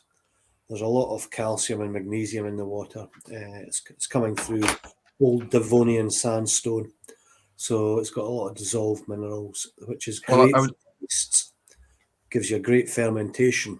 But your pipes and your condensers. So sorry, it ends up being, it remains in the pipes and the condensers, you say? No, it's like lime scale. It's hellish on your pipes. Okay, I see. Yes, yeah. But it's great for your fermentation because the yeast is a living organism. It needs calcium and magnesium to reproduce. So, hard mineral water is better for your fermentation. But it causes havoc with the rest of it. Add stuff to it to make it like Burton-on-Trent water. Yeah. Well, I'm going to put just a couple of wee drops in it. I'm reluctant to do that at all because I think it's gorgeous at the 55 odds that it is. Yeah. And this is Loch Catrin. This is Glasgow Council juice I'm putting into it here. Not that it makes much difference. I'm very, very, very... So that's you answered the question when I said to you, if Francis was to pour a Daftmill, what is your pick? What's the one that you're most proud of? And I didn't realise that in any way it was an homage to your... I know that you were a fan of Rosebank and how lovely and elegant that spirit could be too. And I think this is a wonderful homage to that style of whiskey. Beautifully, beautifully delicate. And I keep saying this, and I apologise, but unique too. Fernando is saying, how many whiskey producers tell you frankly about what all companies are silent about and don't want to admit it? I love to hear it. This is Francis. There's no difference to what you're seeing tonight, and speaking to him over a festival table at the farm, whatever it is, it's amazing. Peter is saying, still hopelessly out of balance. 333 and only 133 likes. Hit that button. You know what it means to us. YouTube seems to like the likes too. But when other people come along and look at the stream, they want to know that it's a legitimate thing. So they look at the likes to see how. So it does mean something. It's up to you guys. Only hit the like button if you're liking. Matthias is saying, is there an allocation coming to the Netherlands anytime soon? That would be one for Berry Brothers, I imagine, to decide where the allocations are going. I'm not sure who they're dealing with in the Netherlands now. Whiskey Base used to get some, but I don't know. Netherlands has always been a wee bit of a funny one. The nectar in Belgium seems to be in favour at the moment. I don't know if they. So Matthias, you might need to do some border crossing down into Belgium. Jim Morse is saying, I like the idea of quite low ABV. I know, I almost I thought about that at the time, quite low, and he comes back with 55+% ABV. Ben Marlick is saying, great to see Francis. The new one was watered down to 56.3. Okay. So you've purposely reduced it. That's yeah. Nothing wrong with it. I suspect that Francis is lowballing us like he tends to do. I'm looking forward to trying the new 15 if I've ever got an opportunity. Ben Marriott is saying, great to see Francis in the vPub quality. Hope to see you all Saturday for the big event. Ben, that would be amazing if you're coming through for that too. Jimmy Legg is saying, what is it about the new 15 that he doesn't like? And Lowlander is saying, can you ask Francis if he plans on releasing Daftmill fully matured or finished in port, rum, or other finishes other than bourbon sherry? One at a time. What is it that you don't like about the 15? It has an astringency on the back of the palate. It's quite astringent. It's not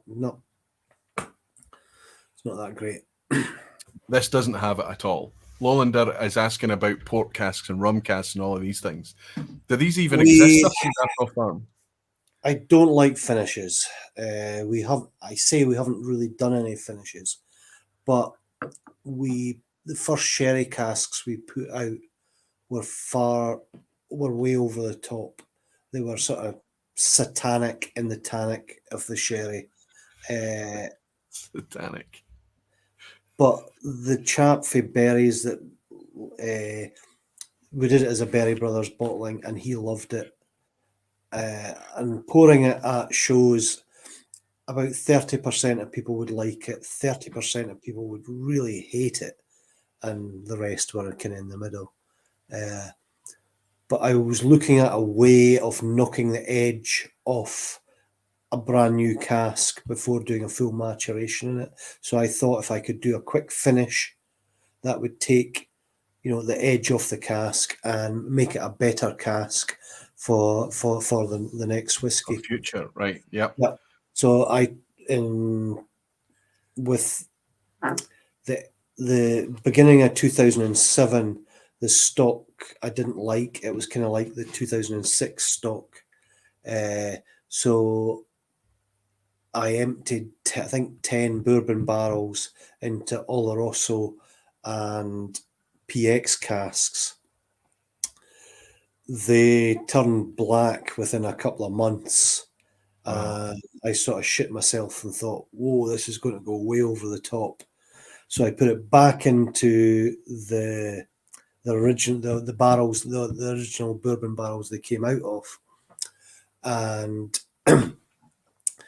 actually the Ralphie bottling, when Ralphie and the Good Spirits guys came out to pick it, I gave them samples of it, and they quite liked it, but it wasn't sort of enough, it wasn't really authentic enough to be a Ralphie bottling, if you like. And the comment was, the sherry is just sitting on top of the whiskey. Yeah. So fast forward another 3-4 years, whatever it is, Sukinder from the Whisky Exchange was picking casks, and he's picked one which has been bottled. I don't think he's got it yet. So please, please, please, please, please don't phone the Whisky Exchange asking for it yet. Just wait, it'll come out eventually, because he'll absolutely kill me if you bring down the phone lines with... it's not there yet, so it's not available yet. So phoning up isn't going to get you. He picked one of these, so it is a PX finish, if you like, but I've described it as a bourbon barrel that took a holiday in a PX cask for a couple of months, then returned home with a nice suntan. So I think that's what the we're only getting finish. That is the only attempt at finishing we've done, and this will be the first one to be bottled. That's whiskey's maturation equivalent of a toe in the water, Francis. Yes. But I think what it does is it shows the respect that you have for a delicate touch, and, you know, just trying to not over egg anything, you know, not go crazy with the paint box, just try and keep everything on an even keel. Peter Lee's bought us a dram to say, hi, Roy and Francis. Please pass on my thanks to Francis for entertaining us last year with Graham Young and co. It's always a pleasure. Thank you very much, Peter. I hope you finished your shift and are enjoying and relaxing a wee bit late into the evening. I would wager that if you're going to pour something, Peter Lee, you're probably pouring a Daftmill right now. Thank you, buddy. Thank you so much. This 15-year-old is... I've not ruined it with the wee drops of water. It's still... absolutely singing to me. That sample's not going to last long. Falsgraf is saying, big German provider has just the summer 21 one bottle per customer. And Greg's Whiskey Guide over in Paris, he's saying, and in France, Aquavite, Francis, additional question, can we visit Daftmill, or even better, I as a blender visit it? You don't, there isn't a visitor centre at Daftmill Farm, right? And it's something we need to address, you know, the idea that... and it's not just for Daftmill. There are lots of farms out there as well. I know that Locklear are having trouble. Other people, you know, people are just kind of turning up, like it's back in the 1970s and 80s, right? It's just turning up and knocking on doors and things. Is that difficult for you? Yeah. Up until the start of the pandemic, you know, before we released any whiskey, it was quite cool because we would get 2, 3, 4 visitors a month, something like that. Again, it had to be pre-booked. You can't just turn up because, you know, you turn up, I'm in the middle of something, and it's not just a working farm and a distillery and a working distillery. It's your home. It's pre-booked, and we try and give folk a tour and stuff. And it gradually, after we released, it got a lot busier, but we kept trying to do it. And then the pandemic came along, and we had no visitors. Mm-hmm. And I suddenly realised how much more I can get done if I'm not spending half the afternoon blethering to folk. It was a real revelation, you know. Suddenly we've made 200 casks this year rather than 100. And the difference is you're not standing speaking to people and stuff. So it's, if you visit Daftmill... I must admit I've been a lot less generous with my time since then. We do a few, but not many, and I try to keep it real down now. Keep it neat. And I've had to put a sign at the end of the road saying no visitors without appointment, but it doesn't work. Somebody's rocked up yet on Sunday, looking for a tour. A big dog usually takes care of it. Yeah, I'll need to get some scary dogs, some biting collies, or a big Alsatian or something. Big I'll get you, something like that to get away. So if you have visited Daftmill, if you've ever had Francis take you around Daftmill, you can never, ever complain again about not being able to get Daftmill, because you have been complicit in holding him back from making whiskey, potentially. Great stuff. I think that... If I was to go back, I know there was a question that we're going to. In fact, we will. We'll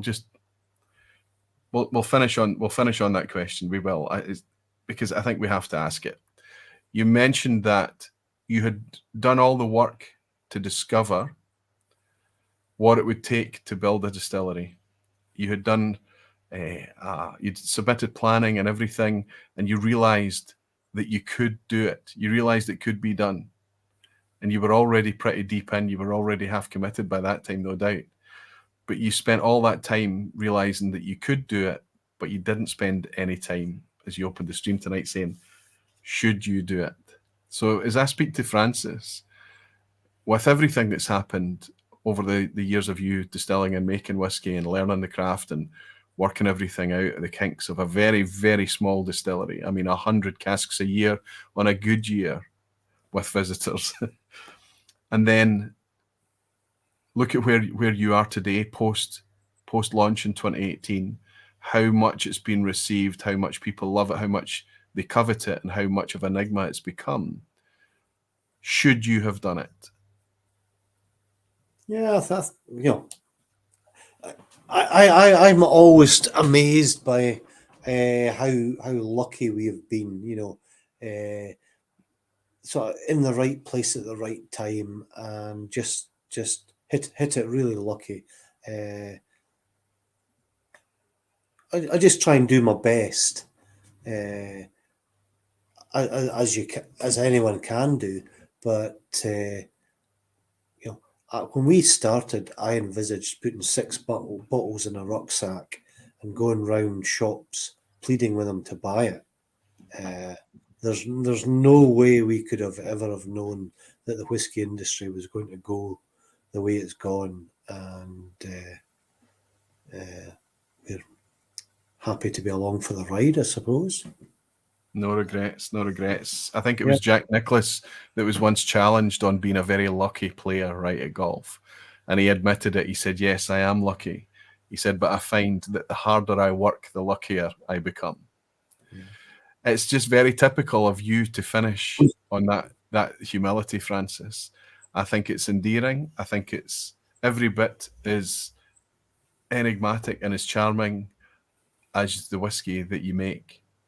I for one, I am very, very grateful that Daftmill's out there, that it exists, and I hope that it exists for a long time to come. Whether you're able to somehow increase production, whether you're able to just continue doing what you're doing, but I find it a compelling story that it exists today, and that I can taste something like this from somebody who's on a farm in Fife who decides he likes whiskey and he might like to make it one day, is just simply one of the most remarkable Scotch whiskey stories I can fathom. Cheers to you, Francis Cuthbert. Cheers. Cheers. Cheers. I'll get a couple of questions from the chat, and then we'll jump in to challenge Francis for a quiz at the end. Like I said earlier on, there is a Daftmill themed quiz at the end here. This is going to be humiliating, isn't it? No, I don't think so. But I do have a wee idea, because we've got a guest in tonight. And we're on theme. Dorpask Tim is saying, so he really needs to hire us as a tour guide. Aye, but even then I can see that wouldn't. I don't know. Once you understand the things that are happening, the dynamics up at Daftmill, and also you would spend most of the year touring a silent distillery, right? I suppose it's possible. And he's saying, so next year Francis will have 18-year-old casks. Absolutely, 18-year-old casks are definitely going to be a thing, but you've heard it here tonight that it's not going to be released. Greg's Whiskey Guide in Paris is saying, the only bottle I tried from Daftmill convinced me more than hundreds of others, to be honest. That's why I'm highly interested to know more. And I think that that's the feeling we all have, Greg. Not only are we drinking good whiskey, but I think really as flavour chasers, as whiskey geeks, whatever you want to call us, whiskey botherers, we realise that what we're sipping is something that's unique. And as I've already mentioned, for you to try and find it somewhere else is pretty tricky. Lowlands is saying, thanks to Francis for sparing his time in tonight's vPub. It's really been interesting to listen to.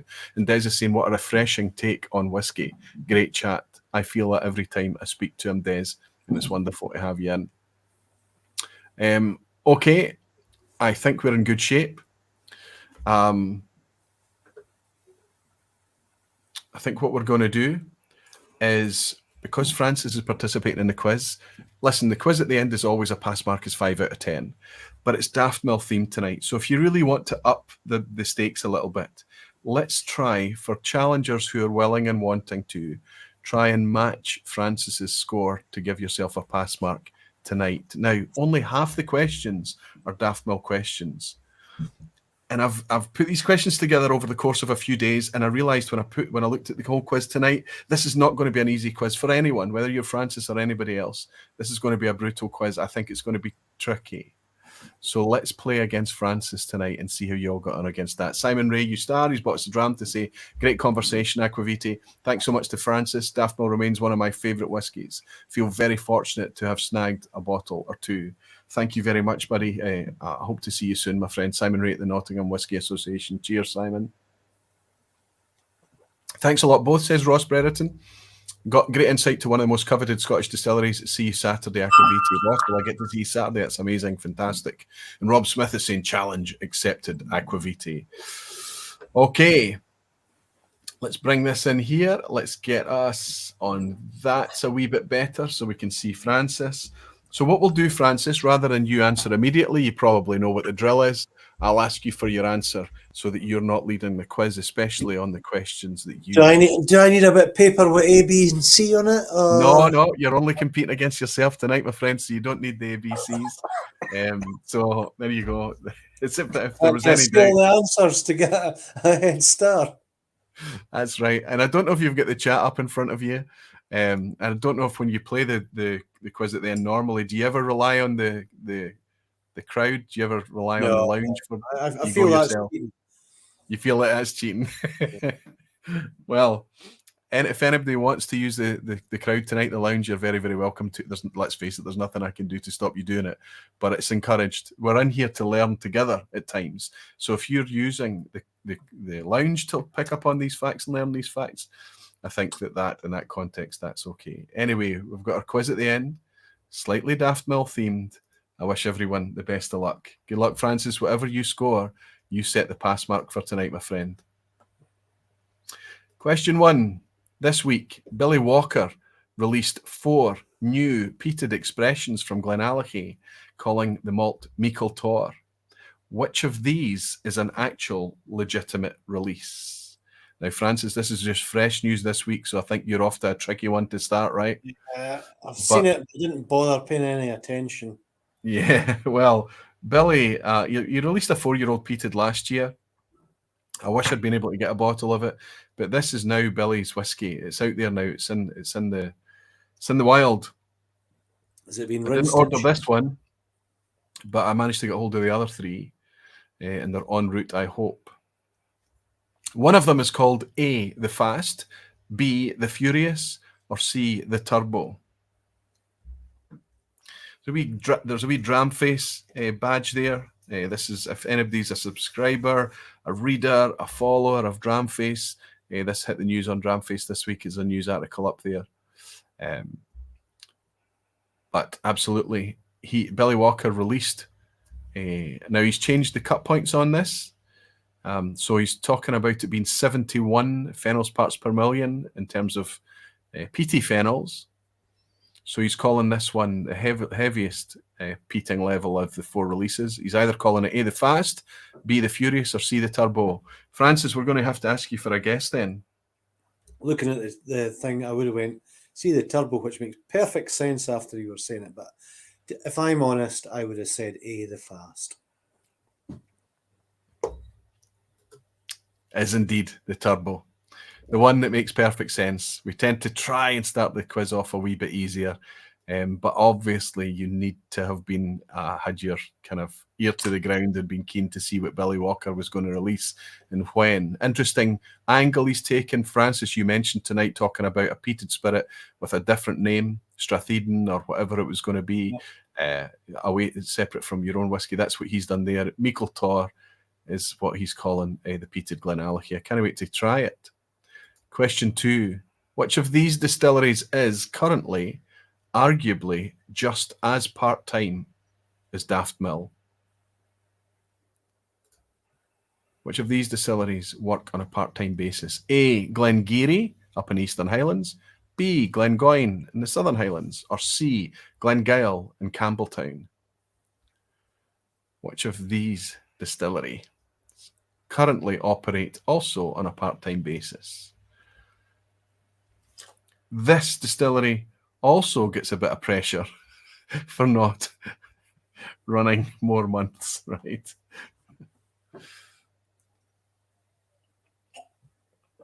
Hopefully an easier one for you this time, Francis. What would you suggest? See Glengyle.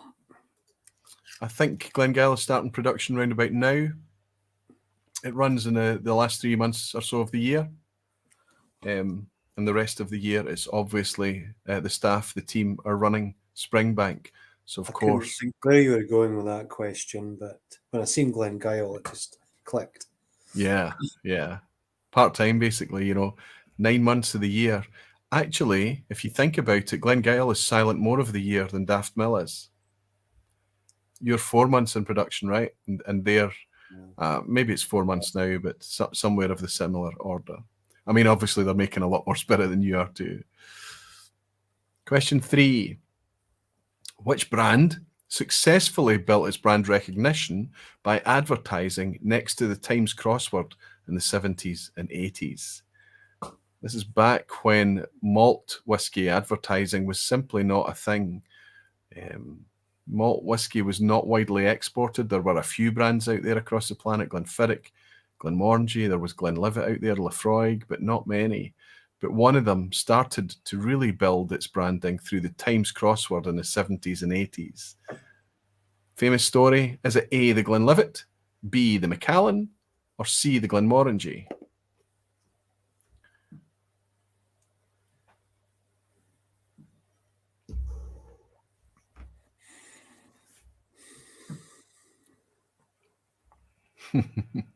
Roosty is saying that's not a banana skin for me, that's a well. Roosty, that looks like a new name. It's nice to welcome you into the vPub. Jimmy Legg is saying Glengyle can't get their boiler working, so 12 years from now we'll be a little tight on 12-year-old. Yeah. Wow, the boiler's down.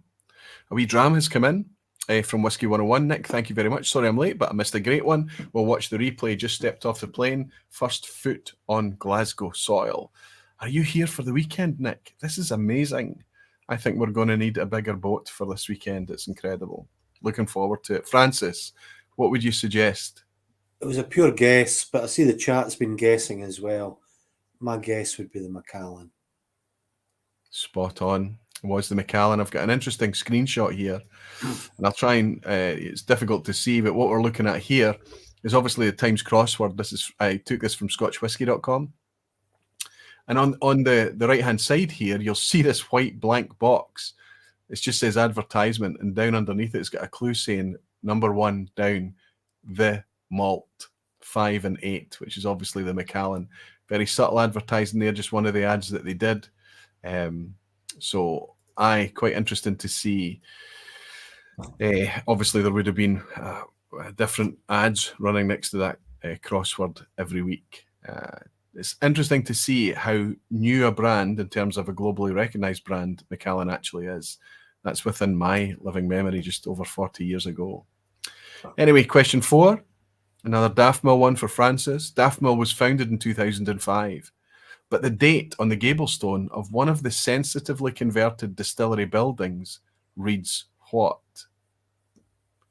So you've got a date up there on the gablestone.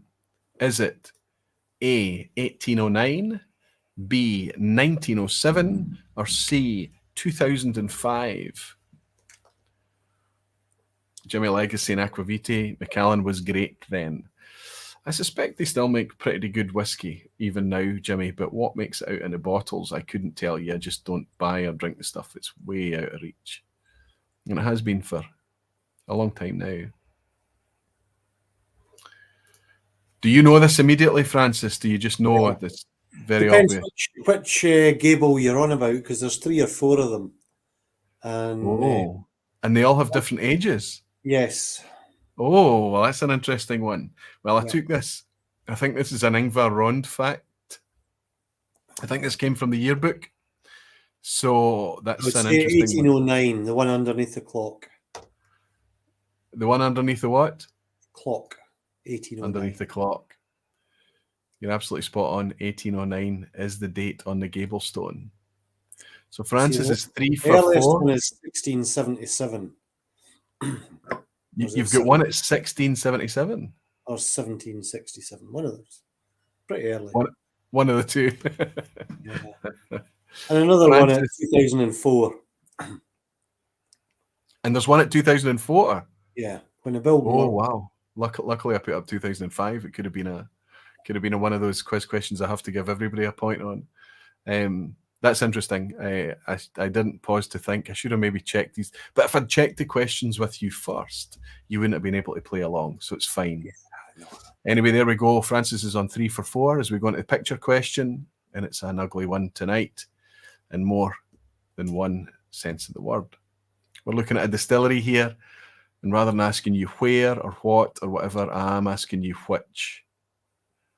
We're looking at a distillery. I'll blow this up a wee bit so you can see it a wee bit better. So there we go. Not a pretty building. Are we looking at A, Glengarry, B, Glenglassaugh, or C, Chinenic? Samuel Smith, that looks like a new name. Oh my God, he's saying 4 out of 4. Hoyt Hemphill's on 4. Steve Atkiss is suggesting it's ugly. Absolutely. Tater Dom, a barfly. First time I've welcomed you in, Tater. 4 out of 4. Whiskey with Molly. Thumbs up, people. Thank you, Ben. Thank you so much. Hope to see you at the weekend. Will I see you, Ben? Olga. Good to see you in, Olga. 4 out of 4 for you. Well done, Olga. And Steve Atkiss on 4 out of 4 as well. Lots of 4 out of 4s. Francis under pressure to keep the scoring strong. Do you know what you're looking at here, Francis? it's the only one I've not seen, I think. Chinenic. Okay. There's a sawtooth roofline to this one. And it's distinctive because of that kind of sawtooth roofline. And it's the only thing that made me realise that what we were looking at was Glenglassaugh in the Eastern Highlands. Glenglassaugh. Interestingly, a revived distillery brought back to life. I would consider this in so many respects something of a new distillery as well, but brought back to life originally by Billy Walker. Yeah. And now under No. The Russians, what was it, the Scant Group or something? Bought it. They were the ones that brought it back? Yeah, they bought it from Macallan, did they not? Because our first student was a lassie, Mary MacDonald, and she went on to be manager at Glenglassaugh. Very interesting. Yeah. I did not realise that. Manager at the cairn, having been at Fiddich and Rothas in between. So she's up working at the cairn now. Interesting, very interesting. I only know about the more recent history. Obviously, it's passed on to Brown-Forman's stewardship now. Just released a brand new core range this year, the Portsoy, the Sandend, and a 12-year-old. Not a pretty distillery, but distilleries don't need to look pretty to release good whiskey. So there you go. We were looking at Glenglassaugh there. A few people slipped up on that one. That's a Graham Fraser photograph. Thank you so much, Graham. Question 6. Daftmill's inaugural release. Here's where the second half always gets tricky, but this is just me being brutal now. Daftmill's inaugural release finally arrived in May 2018. An ex-bourbon, 12-year-old. How many bottles were released under ballot? Francis already suggested that actually it's under ballot. It didn't sell out and there were some more available. How many bottles are we talking about? And back in May 2018, are we talking A, 250 bottles, B, 629 bottles, or C, 7,500 bottles? So many of you are talking about travel and arrival and Gino on jet lag and everything. I'm starting to get quite excited for the weekend that we have ahead. Can't wait to see you all, to raise a glass. Handshakes and hugs. Can't wait. What would you... Do you know this, Francis? Of course you do. Yeah. You remember, right? Yeah. It's the first one I've actually been sure of. You remember it so well, despite it being 5 years ago now. Oh. Tell us, how many bottles were in the inaugural? 629. 629 bottles. How easy would it be for you to sell 629 in 2023? Yeah, different story. A couple hours, right? Originally, we'd only put 2 casks together, and I thought it was pretty good. The 2 casks married really well. Mm-hmm. And we went, we'll go do this for our inaugural release. And went, how many bottles would we go get out of that? I don't know, 400, something like that. Oh, we need more than that. So I went back and put 3 casks together, and it just didn't work nearly as well as the 2 casks did. Oh, wow. Of course it didn't. Tried and tried, but no. Oh, tremendous. So we should have actually released 400 bottles. Amazing. Just amazing to get those wee anecdotes. Question 7. Glenmorangie's new limited Whiskey of Delicious Contradictions is the quote, but the edition is called Tale of Tokyo. So following Tale of Cake and Tale of Forest and all of these, they've just released Tale of Tokyo. But I'm going to ask you, which casks are used for maturation in this Whiskey of Delicious Contradictions? Is it A, Mizunara, B, Mizunara and ex-bourbon, or C, Mizunara, ex-bourbon and sherry? This has also got a wee Dramface badge there for anybody that reads the Dramface news stories. They just came out this week. Jimmy Legg is saying he ruined his infinity bottle Aquavite. That's right, but he didn't have the time to leave it and let it settle. He'd added the 3rd cask, and it wasn't like a regular infinity bottle. He had to bottle it and get it out there. Hellswood is saying, you're excited, we can't sleep, lol. Glad you're coming, Helen. Good to see you and Andy too. Hope you're looking forward to it half as much as me, the both of you. Francis, you're going to be guessing on this one, right? Yeah, pure guess. I'm saying it's C. C. So you're currently on 4 for 6 right now. I can tell you you're on 5 for 7. C is absolutely right. They've actually, Mizunara is the lead story here on this release, of course, with it being Tale of Tokyo. But the vatting does use ex-bourbon and sherry casks as well. And the clue there was in the question with the Whiskey of Delicious Contradictions. I hope that helped you out a wee bit. No. It's going to get pretty tough from here on in. So the pass mark is currently at 5. So Tater Dom is on a pass mark. Simon Ray also on a pass mark along with Francis Trevor Hedge. Some new names I'm reading out here. It's good to have you. Okay. Question 8. Daftmill Distillery is named after what? What is Daftmill Distillery named after? A, an ancient grain mill, B, a farm, or C, a burn that is said to flow uphill? Francis, I'm not going to mention what I would normally mention to guests at this point who are playing along, because you are an old hand at the vPub quiz at the end. You know what to look out for. Daftmill Distillery is named after A, an ancient grain mill, B, a farm, or C, a burn that is said to flow uphill. Jimmy Legg is saying C is the coolest answer. Well, if Francis answers C, then it shall be so. But that's not the answer I'm looking for. Francis, what is it? They're actually all correct.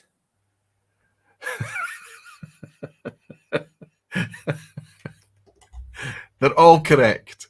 They're all correct, yeah. So there's been a mill here since the 10th century. The farm is called Daftmill Farm, so the distillery is named after the farm, but the farm is named after the daft burn that is said to flow uphill. Okay, perfect. Whatever anyone has answered, you get a point. I had no idea. I made up an ancient grain mill. Turns out there's a 10th century grain mill on site. Fantastic. A burn that is said to flow uphill is legitimate, and that's where the farm got its name. But this distillery then took its name from the farm, so that's the reason. Yeah. If you want to do that, yeah. No, but I think I'm going to go with Francis here. He has just given us another nugget. All of them are correct. There was an ancient grain mill on site. And of course, he's shared the wee story about the burn. Are you able? Can we go and see where the burn is said to flow uphill? Can you witness such a thing? It's nonsense. It's nonsense, yeah. Yeah. Brilliant. I still like it. I still love the name. I still like the story Whiskey behind it. flows downhill in the usual manner, though. Perfect. Whether it's in a burn or not. Question 9. Daftmill's license to distill was granted on a national day of celebration for Scotland. Which? Was it A, January the 1st, 2003? Was it B, January the 25th, 2004? Or was it C, November the 30th, 2005? This is the license to distill. So Francis would have been able to do nothing without such a document. A freebie, banana skin is the best, says Whiskey with Molly. Take it, buddy, take it and run. You probably answered right anyway, didn't you, Ben? Sugar Kitty saying, and there you have it. It's an aquavite gimme. It absolutely is. It's a Francis Cuthbert gimme, actually. All of them are correct. Brilliant. Brilliant. There is usually these in recent vPub quiz at the end times a question where you all have a freebie, right? You all have one each. So Francis, what day was it? It's too easy. It's C. Too easy. Yeah, you should have had Burns Night, St Andrew's Day, and something like that. I know, but I didn't want to make it that easy, but it was. We've got New Year's Day 2003. No, it wasn't that. We've got January 25th, which would have been Burns Night 2004, but it was St Andrew's Day, November 30th, 2005. And within 2 weeks of that license, you were distilling, right? Probably. Well, you had to mash first, so there was a mash and then ferment and then distill. So I can't remember exactly when the first distillation happened, but and then it was a while after that before we filled the first cask. Pure coincidence it was St Andrew's Day, right? It was actually, we received the license on St Andrew's Day. It was the day before that it was signed. So it's actually dated the 29th. The 29th, but you received it on November 30th. Fantastic. It stuck in Great the post. Sugar Kitty saying, unfortunately, we're not seeing any 9 out of 9s, but the 8 out of 9s are still good scores for tonight. I would say that's absolutely right. This is a pretty hard quiz. I did suggest it would be. The pass mark tonight, if you're playing regularly, is like any other vPub at the end, 5 out of 10, I suppose. But if you really want to play hardball, Francis is currently on 7 for 9, and that's the pass mark that you're trying to match. There is an ass hat at the end. You know the ass hat. You know what it's all about, don't you, Francis? Yeah, love them. Love them. I don't know if you'll love this one, my friend, but thank you. Thank you just for participating. Okay, this is the one that's going to make or break all those 8s and 9s that we have. The world's best-selling whiskey is an Indian brand owned by Diageo, and it's called McDowell's No. 1. I'm just going to ask you, what kind of scale are we talking about here? How many million 9-litre cases does it sell each year?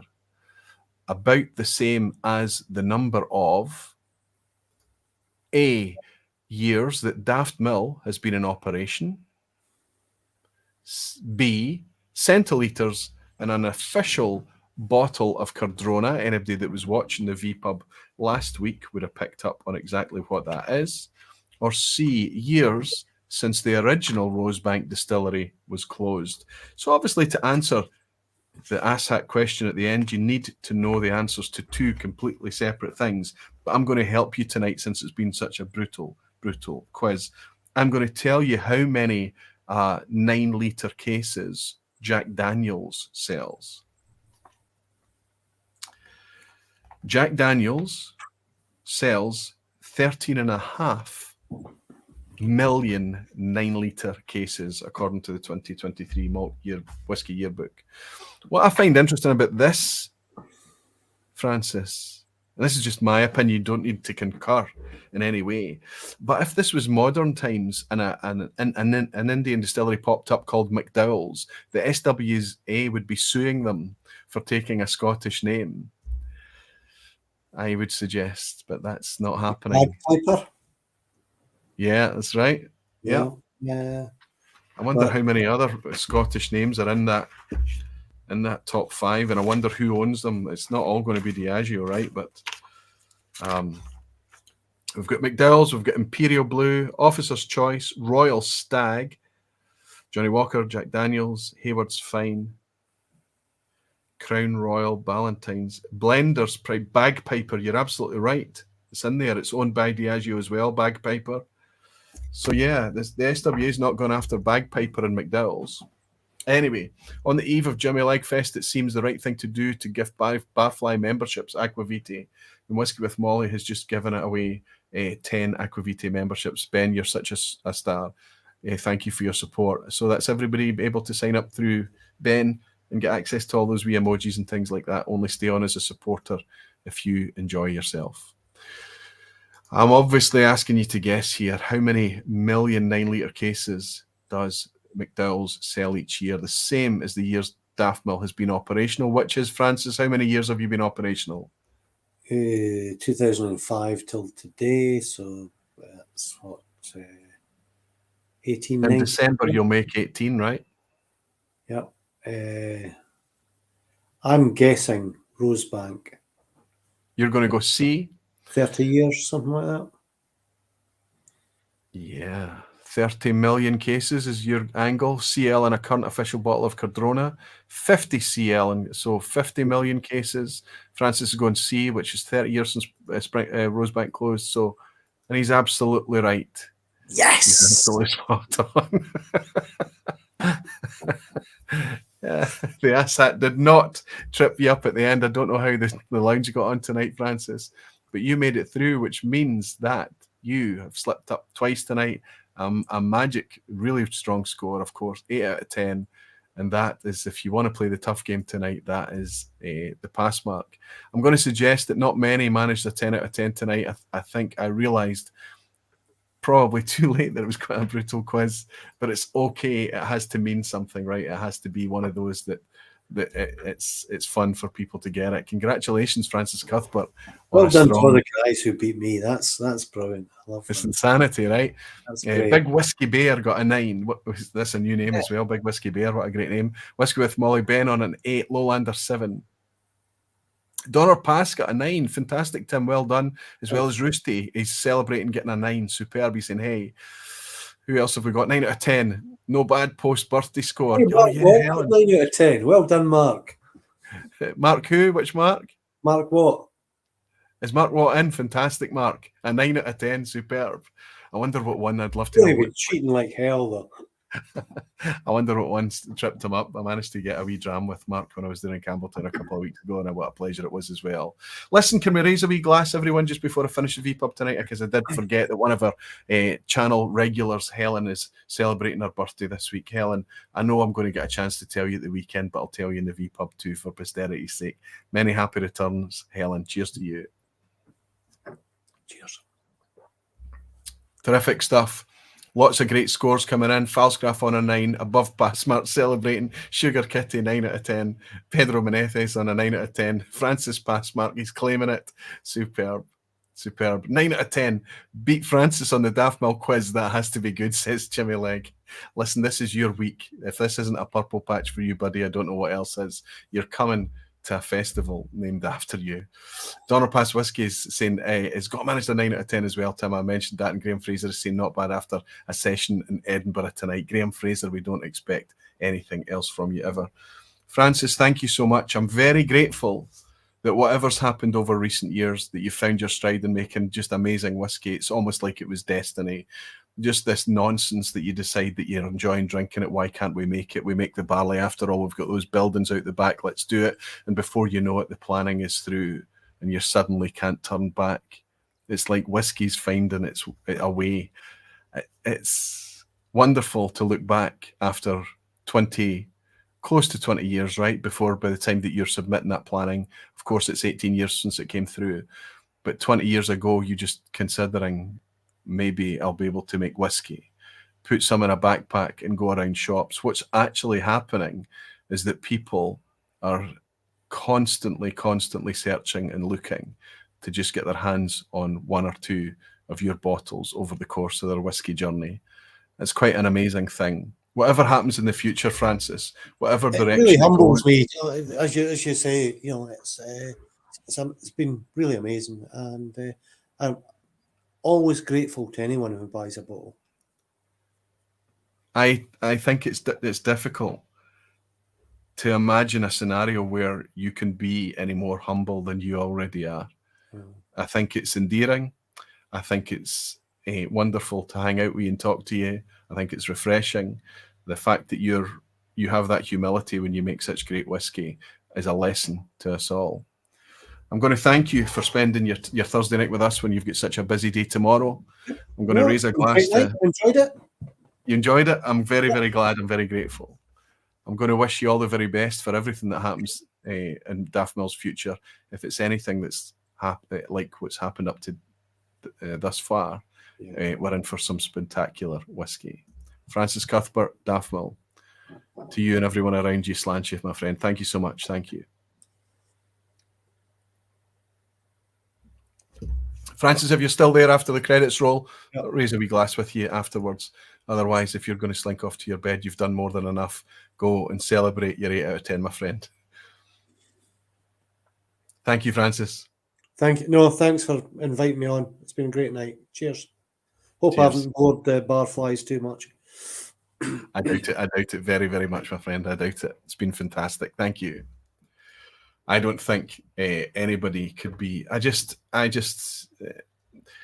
There are very few characters quite as disarmingly candid as that in whiskey, and it's because he's actually not in whiskey, right? He's just a farmer, matter of fact, trying to make the best whiskey he can, and that comes across in, I think, everything that he says. I have to admit, this vacation has been going pretty damn well, says Jimmy Legg. Seb K is in. Good to see you, Seb. I miss you all at Legfest. Have an amazing time. Thank you, Francis, for a great vPub. Love the wee tortoise that is Daftmill. Thank you, Seb. I know that we're going to see you over here soon, buddy. Gene Kelly saying, so good to put a face to name on Daftmill and Francis. A splendid time. And Graham Fraser saying, thanks, Francis. Good to have met you at Daftmill this summer. Pete Ed is saying, and with that, I call it a night. Been an interesting vPub. Thanks, Aquaviti, for organising, and Francis Cuthbert for participating and his transparency. Happy Legfest to everyone. I'll see you soon, Frank. Bob Weiser is saying thank you. And Francis, great vPub. Whiskey with Molly. How do big distilleries get it wrong when one man in a farm get it so right? I know, right? Rob Smith is saying thanks for being in the vPub tonight. Thank you, Rob. Hellswood is saying fabulous vPub this evening. Super genuine, Francis. See you at the weekend. Quality evening. Thank you, says Alan. Des is saying thank you for the great vPub, Roy, and thanks for the OSWAs effort. Jimmy Legg is saying I knew nothing about Francis before tonight. He couldn't have been more impressive. Francis is such a class act. Great vPub, says Mike Molasses. Lots and lots of other comments coming in too. Listen, I can't wait to be in the company of everyone that's made the pilgrimage to Glasgow's Bon Accord on Saturday night. I'm really looking forward to it. But remember, for everyone out there, wherever you are on the planet that is not going to make it to this one, we will do this again. All we have to do for that to happen is to make this one successful. And I think that's already destined. I'm going to raise this glass and say thanks to everyone for joining again tonight. I'll remind you all that you're very dearly loved, and I'll see you in a week's time when I've got another cracking guest. Very much looking forward to that too. Until then, thank you, Barflies. Slanchifa.